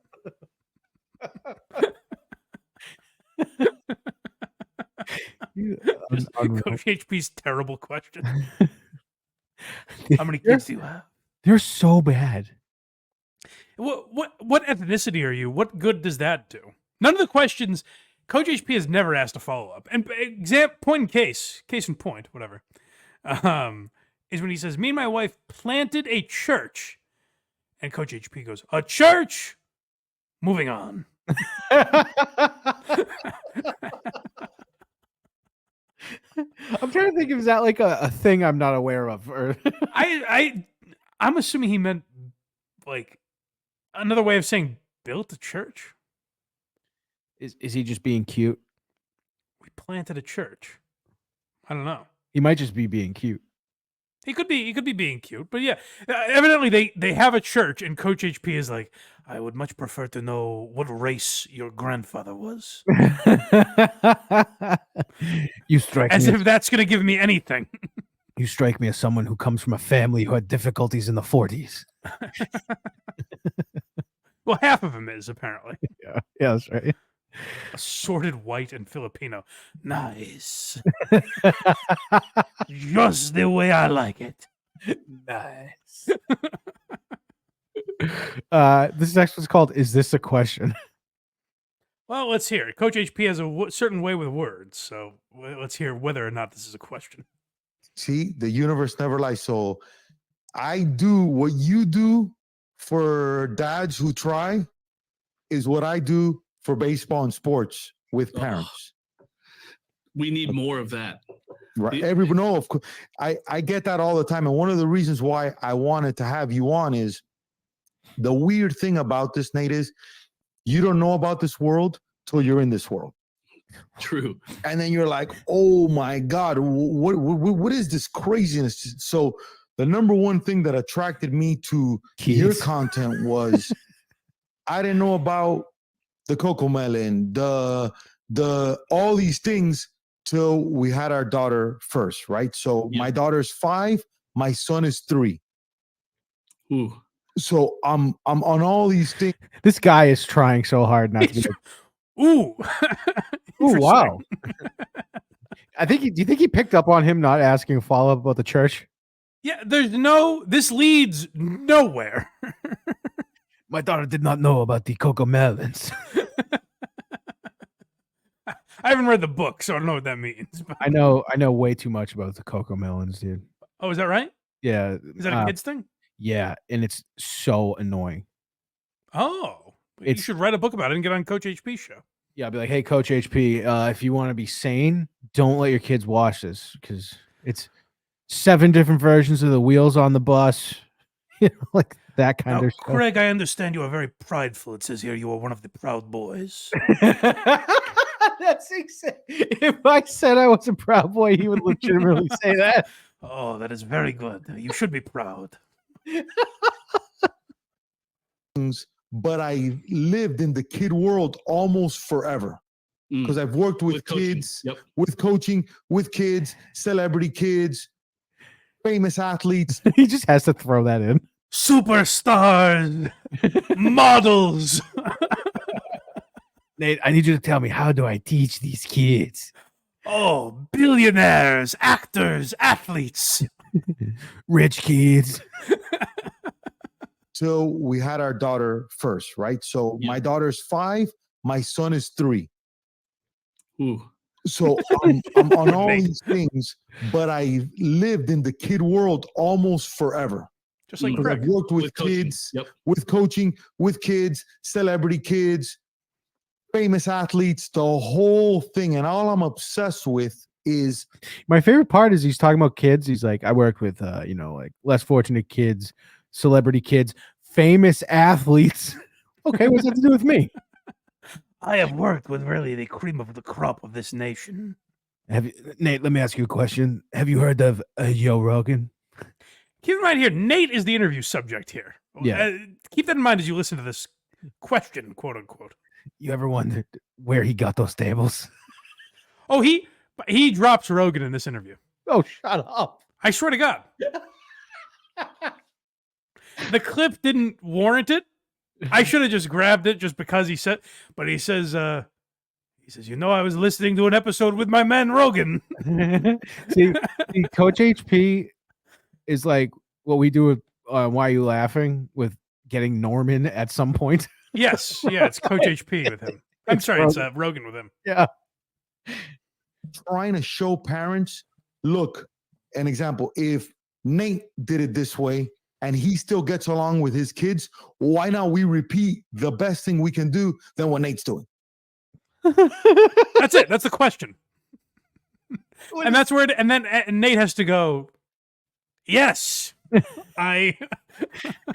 yes, I am a parent. That's correct. Like, how do you answer someone that's talking to you like that? You don't, because pretty sure he did cocaine and drank 3 Red Bulls right before this. I think he's just high on life, baby. He's a very passionate man.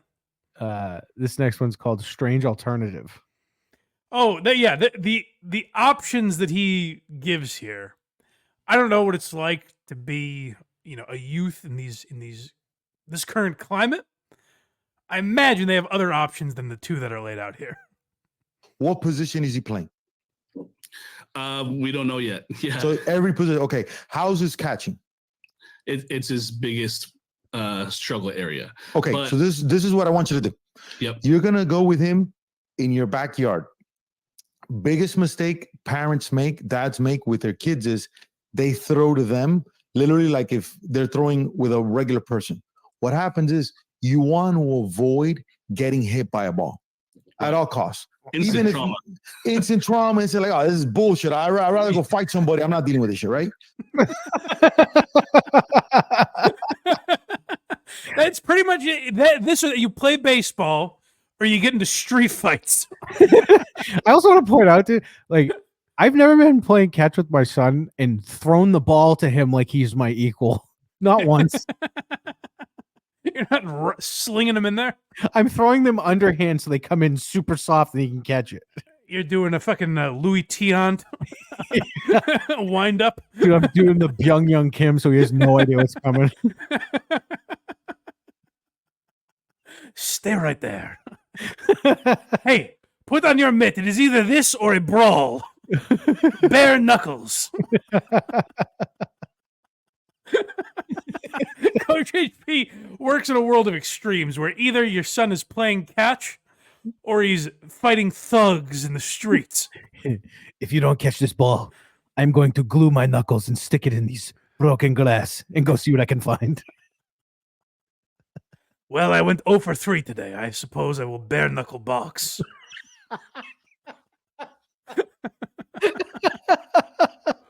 What the fuck is he talking about? I'd rather. I might as well go fight somebody. You know what's funny is that sounds like something we would say is like a joke, but it's legit what came out of his mouth. That's what he said. Yeah.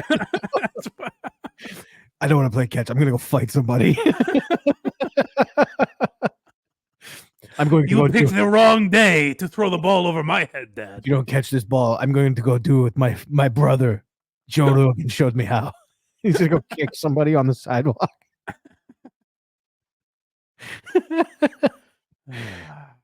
Next, stealing Craig's motto. Oh yeah, this is something Craig says to me before every show, and I've never understood why. And then Coach HP kind of encapsulated it for me.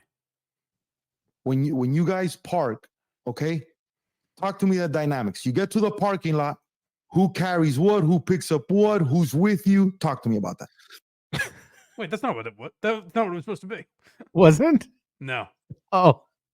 No, he says something that alludes to pedophilia. I can't remember what it was. Oh, hold on. It certainly wasn't that.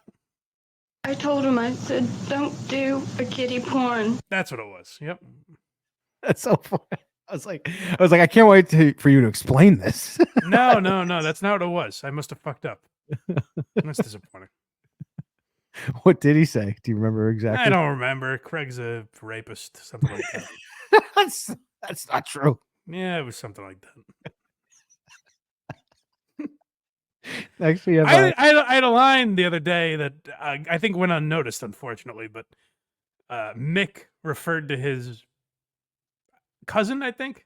Mm-hmm. He said he's like really into, I forget what they were talking, cars or something like that. He goes, oh yeah, he's like a real ironhead idiot. And I go, I'm used to that. No one acknowledged it. But I was proud of it. I did. I haven't finished that episode yet, so I was happy with it. Keep an eye out for that one. That's very funny. This is quick tone change. Okay. I hope this is the right clip. My dad prepared me for everything in life except to deal with him. So this dude was around 24/7. My dad worked for Pepsi. He was the youngest of 15 kids. And when he came here from Cuba, I became like his trophy with what he did with me through baseball. So I've been playing baseball since I was 3 years old. And he did everything almost so perfect, man. Like I know adversity. I've never quit. When I moved to Los Angeles, I lived in a car for 6 months. I slept in the Hollywood Wheels. I'm an animal, bro. I'm like Rambo of positivity. Let's go. I'm the Rambo of positivity. Did you hear Nate there? Nate getting him all hyped up. He's like, my dad, this was all because of my father. And Nate's like, all right, let's go, baby. Let's go, dads. Nate wrote a book about dads. He's very excited. And then this is where Coach HP turns left on him. 6 months. I slept in the Hollywood Wheels. I'm an animal, bro. I'm like Rambo of positivity. Let's go. But he beat the shit out of me so badly.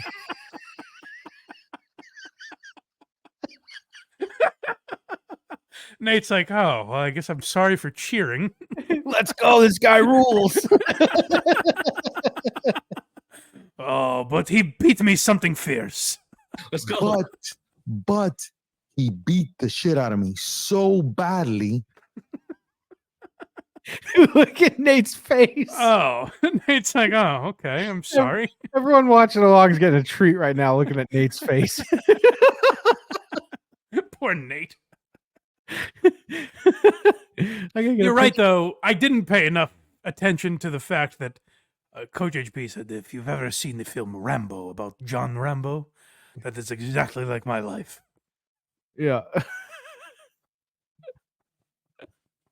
Coach HP's life is like, you ever seen It Always Sunny? When Frank is describing things about his life, and Dennis is like, you're just describing the plot of Rambo. That's Coach HP. Right. I think the next one is our last one. Oh, no. I think. Hold on, let me check here. I was getting a picture of Nate's face. I just needed it. Yes. No shaking this guy. He's he's an unbreakable spirit. I'm gonna text you my thing. I'm gonna call you because we're gonna talk here. But I'm gonna get off this. I'm gonna call you so we can talk because I have a little bit of time because I want to help you with some stuff and I have some questions about his baseball. Guys, Nate, dads who try, this dude's a beast. We're going to push him your way. I'm so happy I found you, dude. At the time I found you, it's amazing. Last words, any last words, brother? Thankful to be on, and yeah, I think the conversation we gotta keep going. We got to do this again. I'm going to DM you right now my cell phone number. You're going to text me. Perfect. Let's do it. We're going to talk.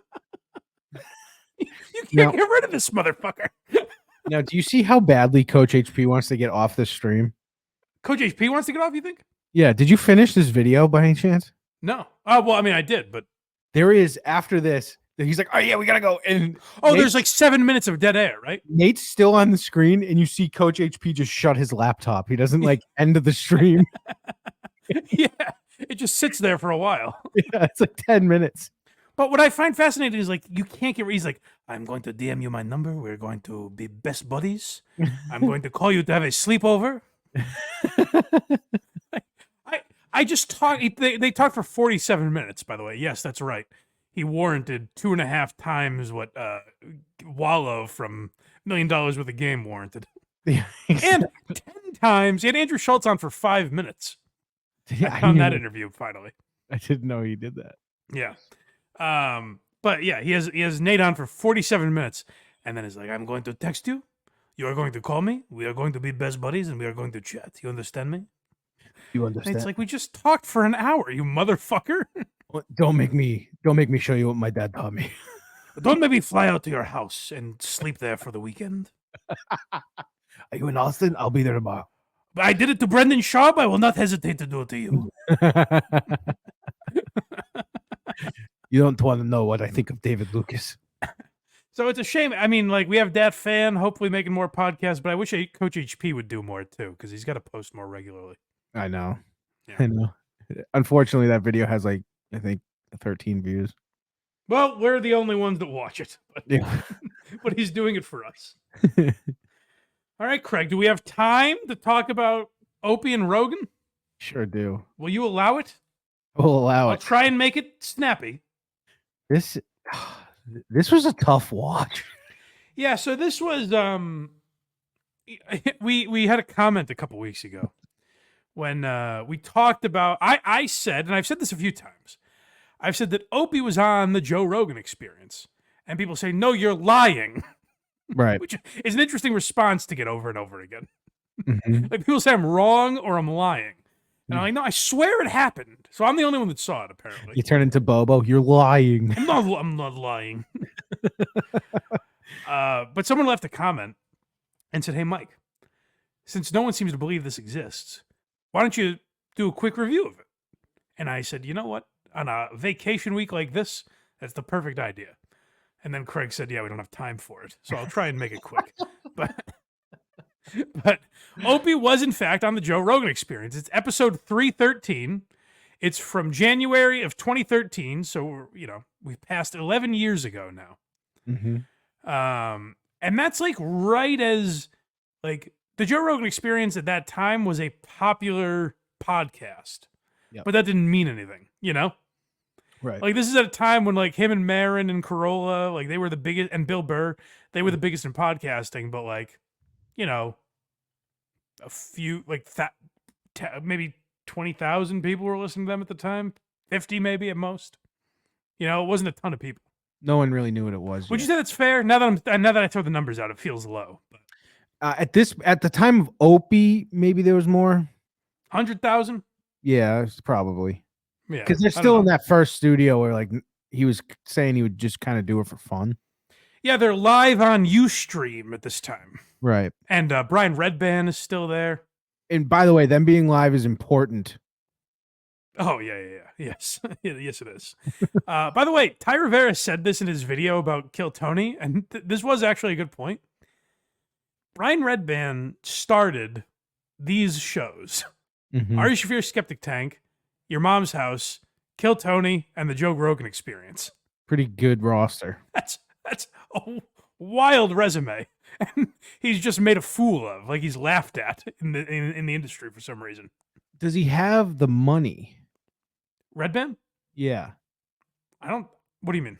Like, was he able to make money off of this at all? I'm sure he does well with, like, Kill Tony now. Yeah, because I like don't know. if it- Ty Rivera was claiming he's not allowed to work the mothership. Red Band, Yeah, that's what he said. he's legit in there every week. But not doing stand up. Oh, That's what Ty Rivera claimed. I don't know if it's true or not. Anyways, we're getting off track. Opie was on Rogan 11 years ago. Let's get a little taste. It opens like this is what was interesting about the podcast is I remember the hour and 13 mark is where I realized they had filtered through the old Opie and Anthony days, meeting Joe Rogan, UFC, ghosts, Bigfoot, the Loch Ness Monster, aliens, and space. the Joe Rogan experience. Yeah, so they'd pew, pew, pew. Opie fired off all those bullets in the first hour. Yeah. And they had to sludge through the next two. Oh God, it's uncomfortable. It's there's just not a lot to talk to Opie about, but I have a few clips that outline that, I guess. Sorry, the king of Twitter. This is a thing that Opie would say to people. Well, like when Twitter started, I remember he would say this to a lot of guests. You're the king of Twitter, man. And it's because Opie doesn't know anything about anyone. Right. So he's like, oh, you've tweeted before. Now, Rogan's Twitter has always been kind of what it is today, where he'll just tweet out, hey, here's a link I got on testosterone or fucking space or something. I think he used to be a little more active than he is now. I'm sure it was more frequent, but it was the same type of thing, you know? Mhm. So this is Opie trying to relate to Rogan. And I do have to say this: you're the king of Twitter.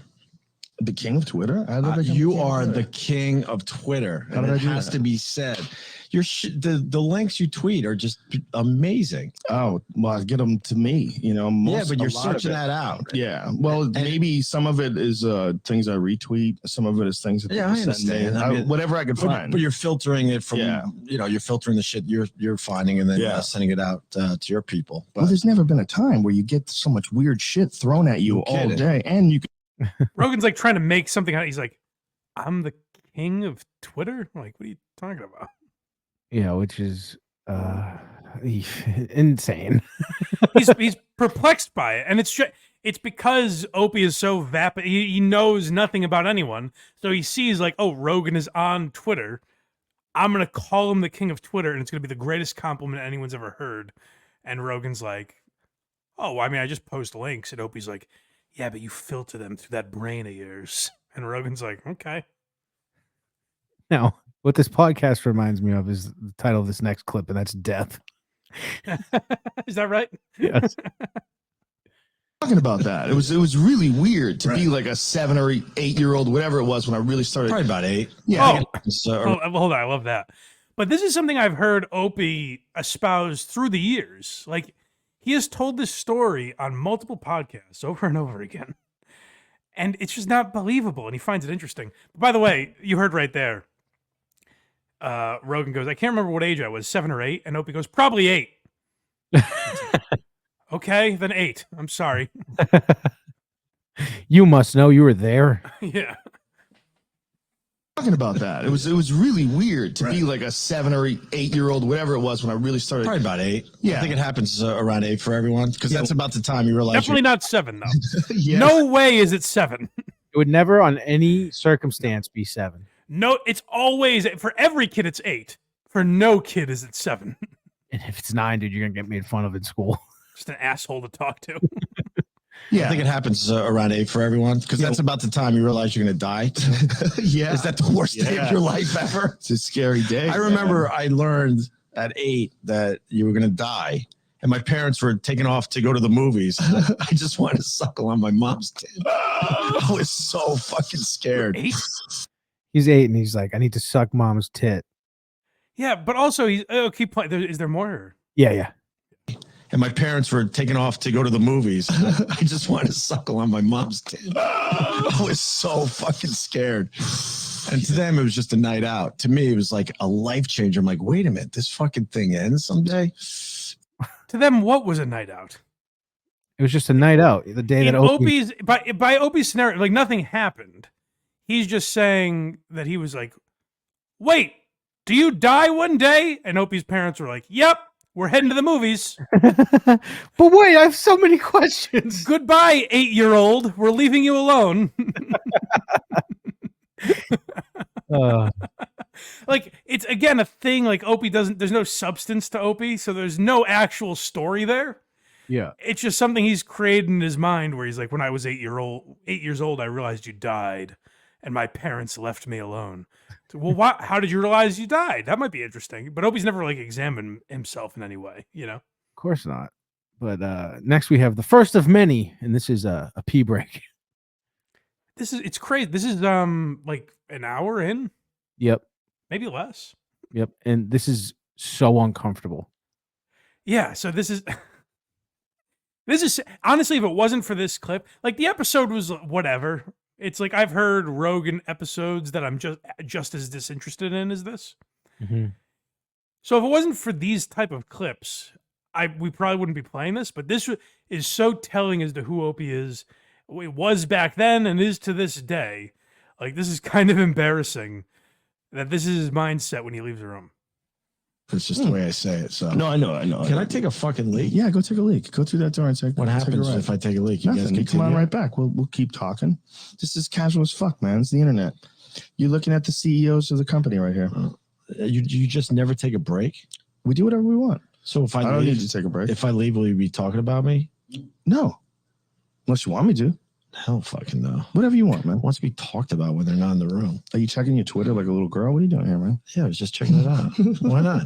Get a couple plugs in. That would help. Fuck. Get a few follows for Christ's sake. Follow Opie Radio. OPIE Radio. Nice. Go through the door and take a right. We'll be right here.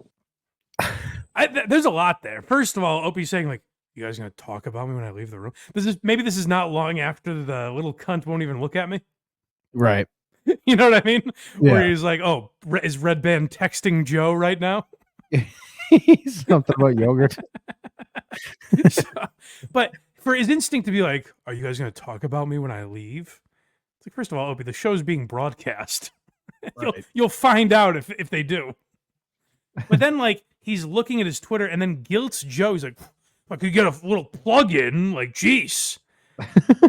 When it's like, how many times did Opie do that to people? Is like, just be completely rude to them and not plug their shit until the very end, whatever.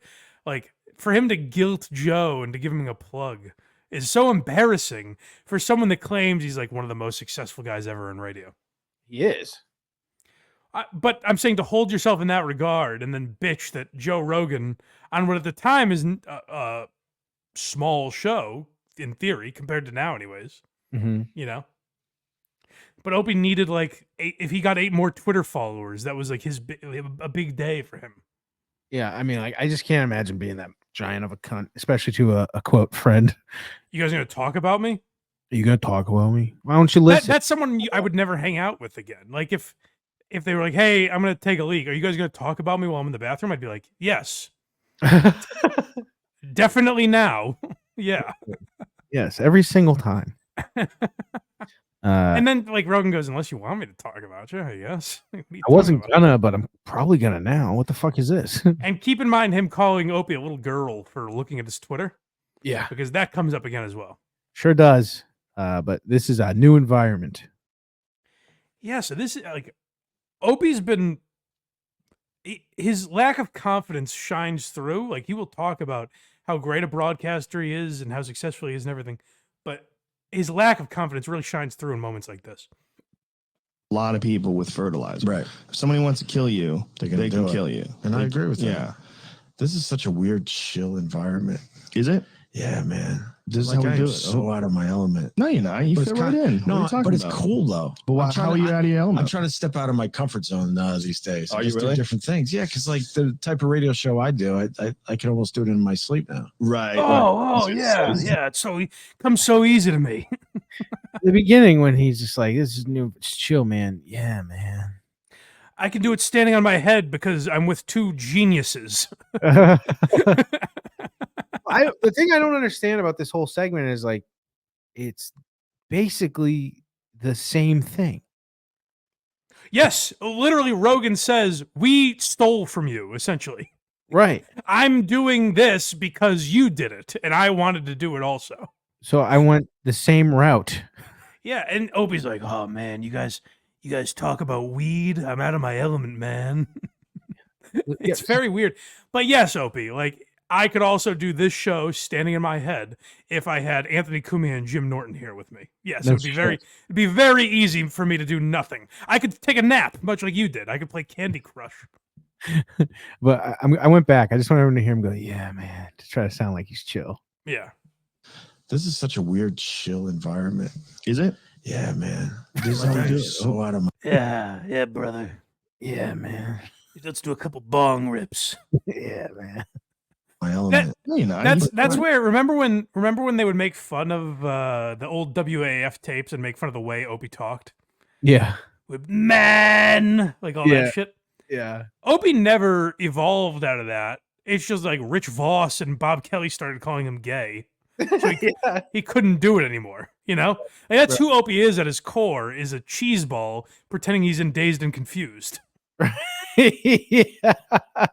No, but it's cool though. But how are you out of your element? I'm trying to step out of my comfort zone these days. Are I you just do really? different things? Yeah, because like the type of radio show I do, I can almost do it in my sleep now. Right. And you So to guys step always into this environment to me is really fucking strange. I'm just pointing out some shit. Rogan's uncomfortable. He's like, okay. But what I probably undersold how many people were listening to Rogan at this point. Maybe it's way more than I said. Mm-hmm. But the point I'm trying to impress upon you people is that like It's a fraction of what it is now. It's a fraction of what it is now, and also at the time, Opie was technically on a bigger show. Yes, definitely. You know, so that's what I'm saying with like with Opie coming in here and being like trying to impress Rogan, when Rogan is saying like, I stole your model. I completely credit you guys for inventing this. What I'm doing right now. Right. This next part is where Opie shows up, and seems to be, you know, right in mid-season form with this phone distraction. Oh, good. Yeah, this is where the Opes are like, listen, the show's been over an hour now, so you're bound to get distracted. I should have. Yeah, I know. No Why kidding. don't you throw that fucking phone in the toilet? You should do that too. That What happened? Little bird that keeps going off every couple. He has. I don't know if it comes across on the podcast. You hear that whistle, like the old tweet notification. Yep. Opie has his notifications on loud. Is it to show how popular he is? Well, here's what's really embarrassing. Listen to what the notification is. This is what Opie, who at the time had, I don't know, 150,000 Twitter followers. That were real and active? Sure. This is what a sad man Opie is. Listen to what his notification is. I should have. Yeah, I know. No Why kidding. don't you throw that fucking phone in the toilet? You should do that too. What happened? Little bird that keeps going off every couple minutes. You like the bird, right? I like the bird. In a previous podcast, we talked Is it about distracting? Well, the previous little podcast, bit. we were talking about how every time I'm at a restaurant that goes off, people are like, I "Did know. you just whistle at me?" The whistle's a little weird. I got to be honest with you. Ryan Redband has strep throat. That's why he sounds like that. Yeah. I've never heard strep do that to someone's voice. You what make it sound like? Hey, mom. It doesn't sound like he has a sore throat. It sounds weird. Yeah. Guys, great interview with Rogan. Asked to try. Oh, go back a little. I'm sorry. He cites who the notification is from. You just whistle at me. The whistle's a little weird. I got to be honest with you. Look, it's one of my guys. Great interview with Rogan. Asked to try his Oh, I'm sorry. This is such a slap in the fucking face from Rogan to Opie. He has his notifications on for every tweet he gets. Yeah, and He's like, "Hey Joe, look, I got a tweet." and Opie's about to bring up something that Rogan brings up to every guest and offers to them. Okay. You just whistle at me. The whistle's a little weird. I got to be honest with you. Look, it's one of my guys. Great interview with Rogan. Asked to try his deprivation tank. Tripping. I do want to try that. I want to float. Is there a place in New York where you could do it? I don't know. My favorite thing because he's like, no. Yeah, you should definitely go home and figure that out. You'll find a place there. You don't need me. You know what's really cool is the one on the other coast. Go find that one. Fly 3,000 miles that way. Joe's like, absolutely not. This is Ray Liotta. Okay, so this is a story I've heard Anthony tell before. I don't know if I ever heard Opie acknowledge it. Maybe I did at the time and just forgot about it. But this is a story, and it's interesting how Opie spins this into. Now, you Opie and Anthony listeners might remember very often Goodfellas would get quoted on the Opie and Anthony show. Very often by Anthony. Not quite as often, but I'd say in the same league would be quoted by Jim Norton. If Colin Quinn was on, perhaps, someone like that, Patrice. I don't remember Opie getting in on the fun there. I don't think of him as like a diehard Goodfellas fan. In fact, I don't think of him as really a fan of anything or having any pop culture like passions. But this is him talking about when they interviewed Ray Liotta. TV, Right. that's out the window. Yeah. Now it's just about I doing mean, the job. yeah, I used to be nervous doing radio. I mean, but that left years ago. So the only person that's ever intimidated me was Ray Liotta. Did he intimidate you? I don't know what it was about him, but he came in recently, and I definitely did better.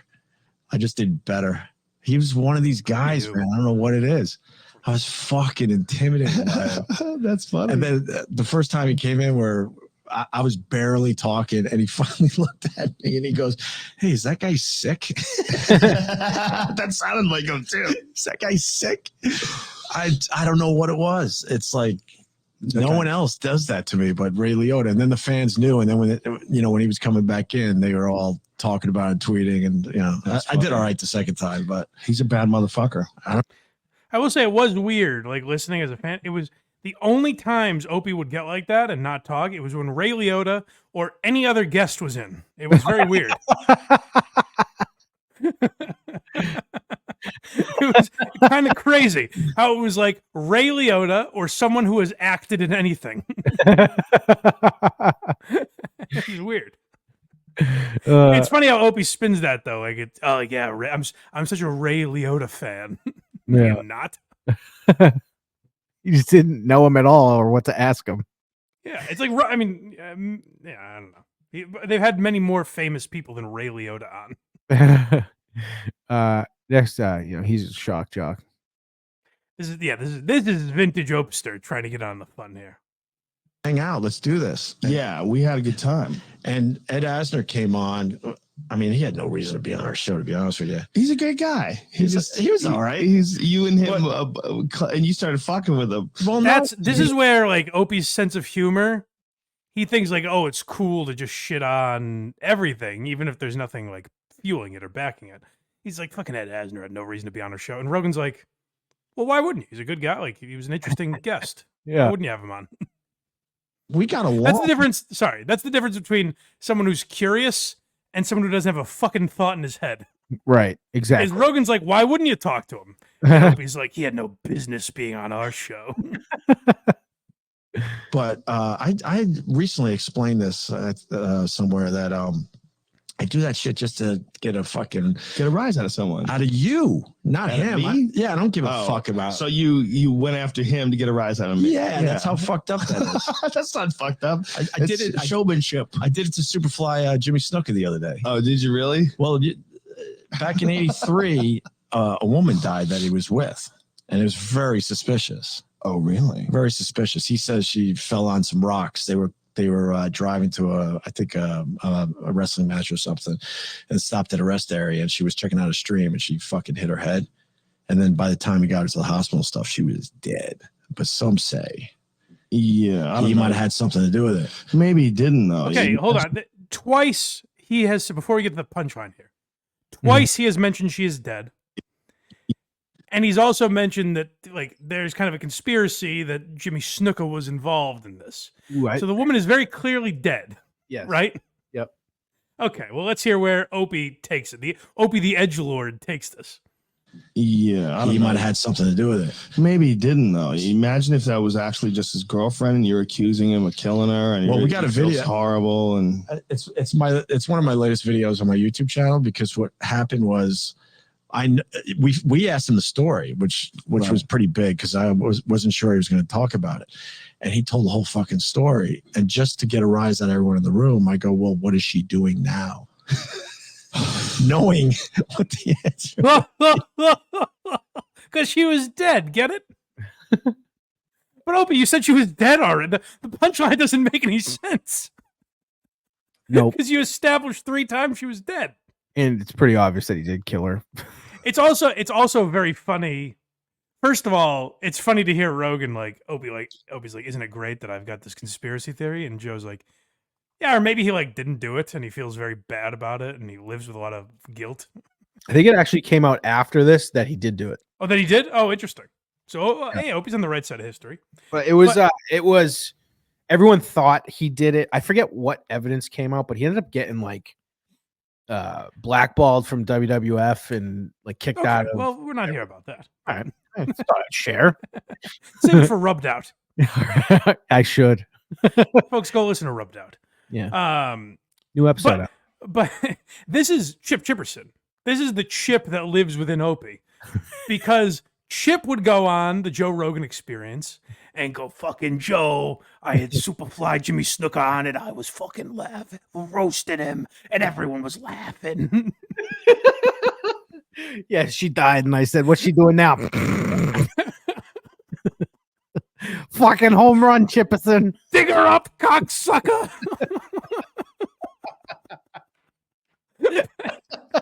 But legitimately, this is the Chip that lives within Opie, where he's like, hey, Joe, you should have been there. I was so funny on the show last week. Well, how about just be funny now and we wouldn't have to relive the Opie and Anthony show, you know?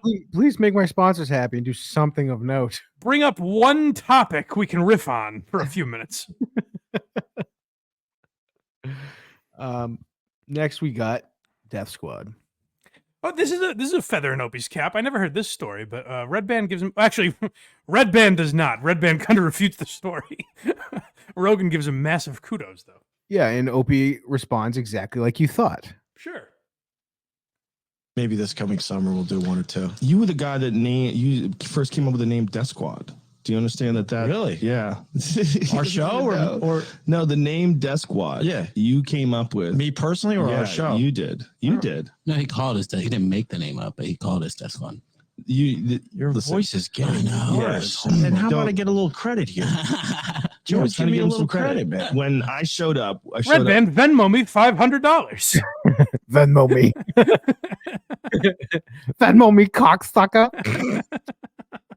Nate Fletcher, was this big giant Ultimate Fighter dude, Right. and Eddie Bravo. Sure. And you go, here comes Joe Rogan with the Death Squad. Okay, I do remember that. And when you No, did, you don't. that literally became the nickname. Absolutely not. Oh, yes. No, now I remember it like it was yesterday because you said Eddie Bravo was there. Get your checkbook. Fighter dude, Right. and Eddie Bravo. Sure. And you go, here comes Joe Rogan with the Death Squad. Okay, I do remember that. And when you did that, that literally became the nickname we started Nice. using. So like all the podcasts that are called the Death Squad, Right. that all came out of that one thing. So that how you about said. do I get a little taste? What do you want? What do you want? A hug? Well, I got my taste. Give you some Want free some Alpha Brain? I got my taste, by the way. I like how he's Yeah. like, Nice. Rogan's like, fuck off. Well, Opie, by the way, is holding up Sheba because he's 13. He's like, I got my taste, brother. A little taste of the ganj. Anyone jealous out there? Yeah. How about a little taste? Well, we could have just called it something else, Opie. That would have been fine. Now, next here we have the second uncomfortable pee break boss. Yeah, I don't know why he keeps getting up to piss. This is the second. This is less than 2 hours in, and he pisses for a second time. Do you have a leak? A leak in what? I gotta take another leak. Oh yeah, go take a leak, man. Go ahead. I can handle it. I have a fucking powerful bladder.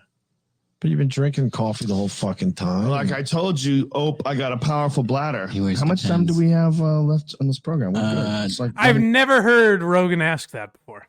Ever.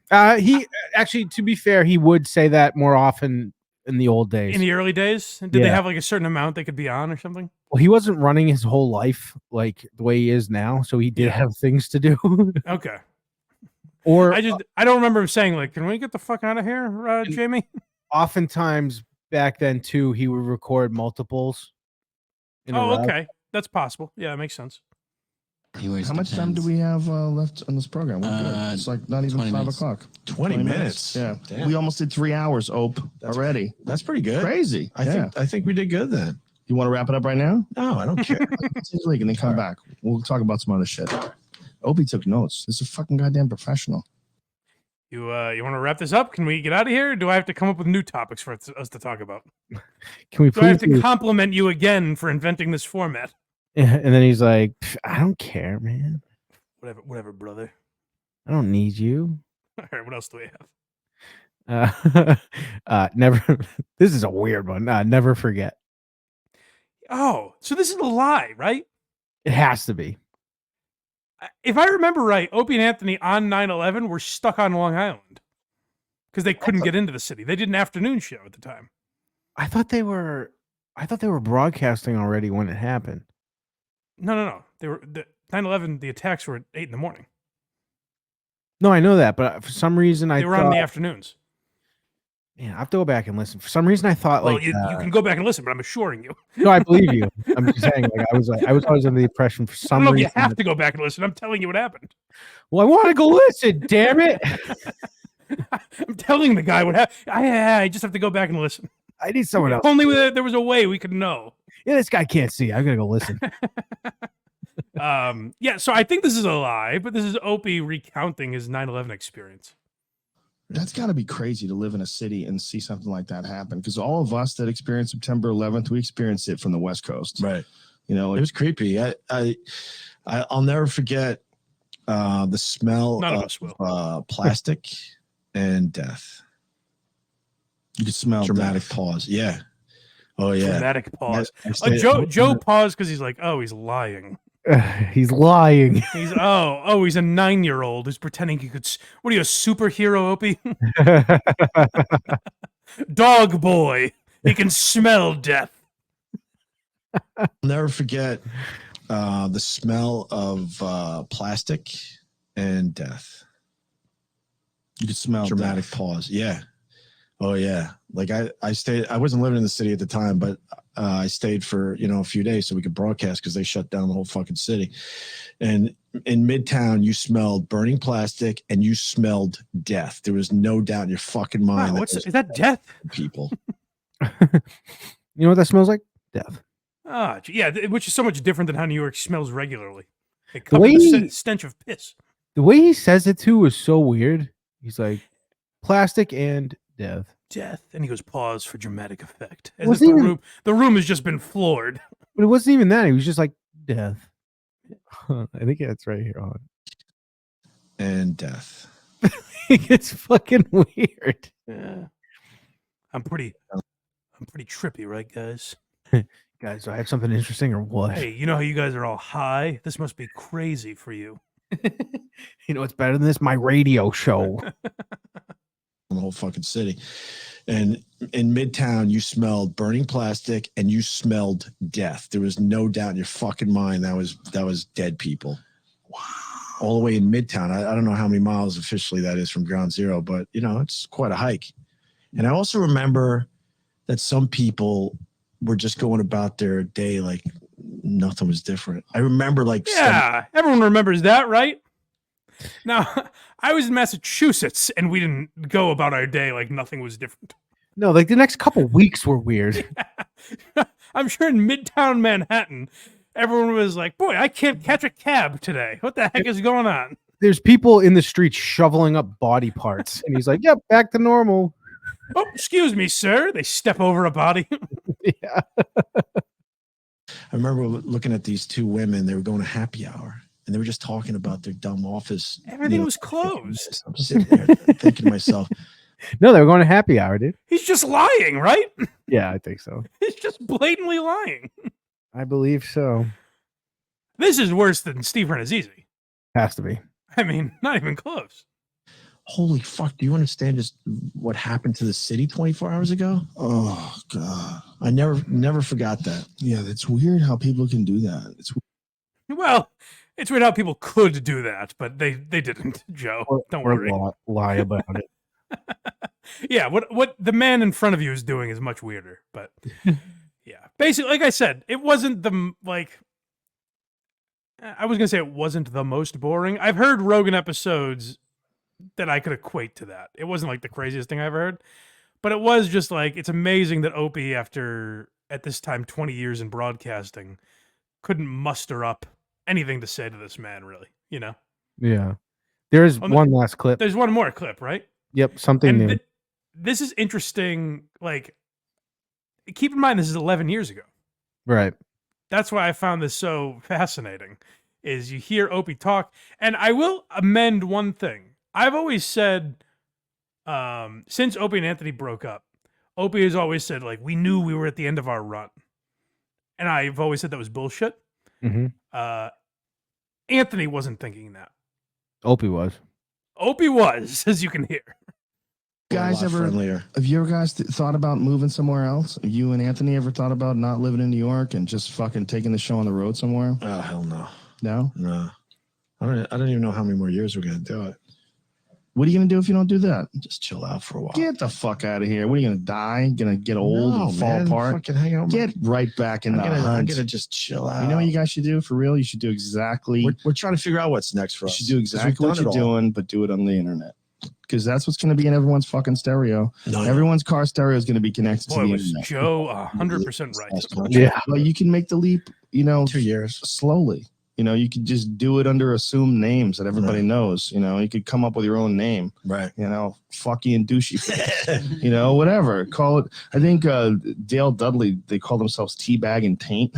I think he's got some sort of a contract issue thing like that. They weren't all great ideas.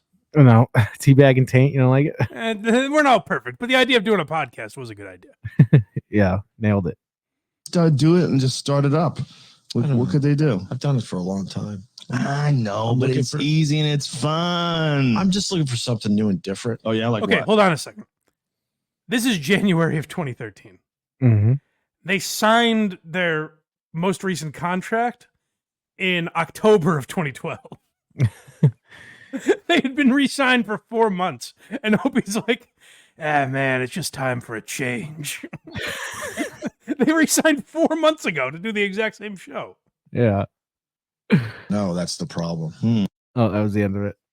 Oh, but that was him saying, like, the part that got cut off is Joe's saying, like, what are you going to do? And he's like, I just don't know. That's the problem. Opie didn't know 11 years ago what he's going to do. And still to this day, he's sitting on the beach streaming on Instagram. It's kind of sad when you think about it. With Doggy. With Doggy, yes. Doggy, and for some reason, not Cardiff Electric, which that was the best version of his show. No kidding. All right. Well, I know Craig's got to get out of here, right? That's yes. Hey, we got you up pretty much on time. Oh, no, we're a little late. I'm sorry. No, I got about like 6 minutes. No, I'm sorry. Okay. We'll wrap this thing up. Guys, go support Hackride, hackridethedemon.com. That's where you can find all his stuff. And go support his Patreon because he got demonetized by YouTube. So support the man for doing all he does for this show and all he does for his own patrons and everything. Go check out hackridethedemon.com. Craig is at verygoodshow.org. That's where you can find Rubbed Out and Very Good Show. Yep. And this program is blindmike.net. That's where you can find all our links. Subscribe on YouTube. We appreciate it. Do all the other stuff that we always mention. And we appreciate you guys. And we should be back live next week, I think. So make sure you join us for that. And we'll see you later. And we have a meme transition. Sappers clear the way. Everyone all the way. Now, this is very interesting.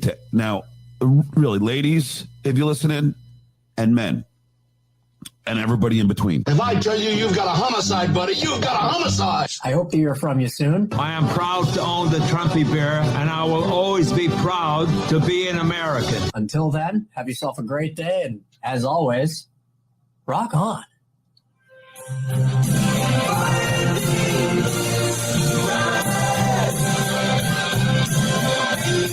Stop the baloney, huh? What kind of statement is that? I wrote it. One of my favorite players to cover when he was here was Mike Vrabel. Tell me Mike Vrabel's story. Whatever, dude. I keep it cool at the gym. Piss on him. All right.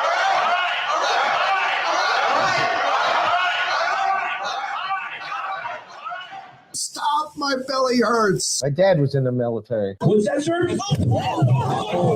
Can you please kindly F off, please? If a person is on a bridge threatening to jump, how do we know that he wants help? Anyway, God bless America.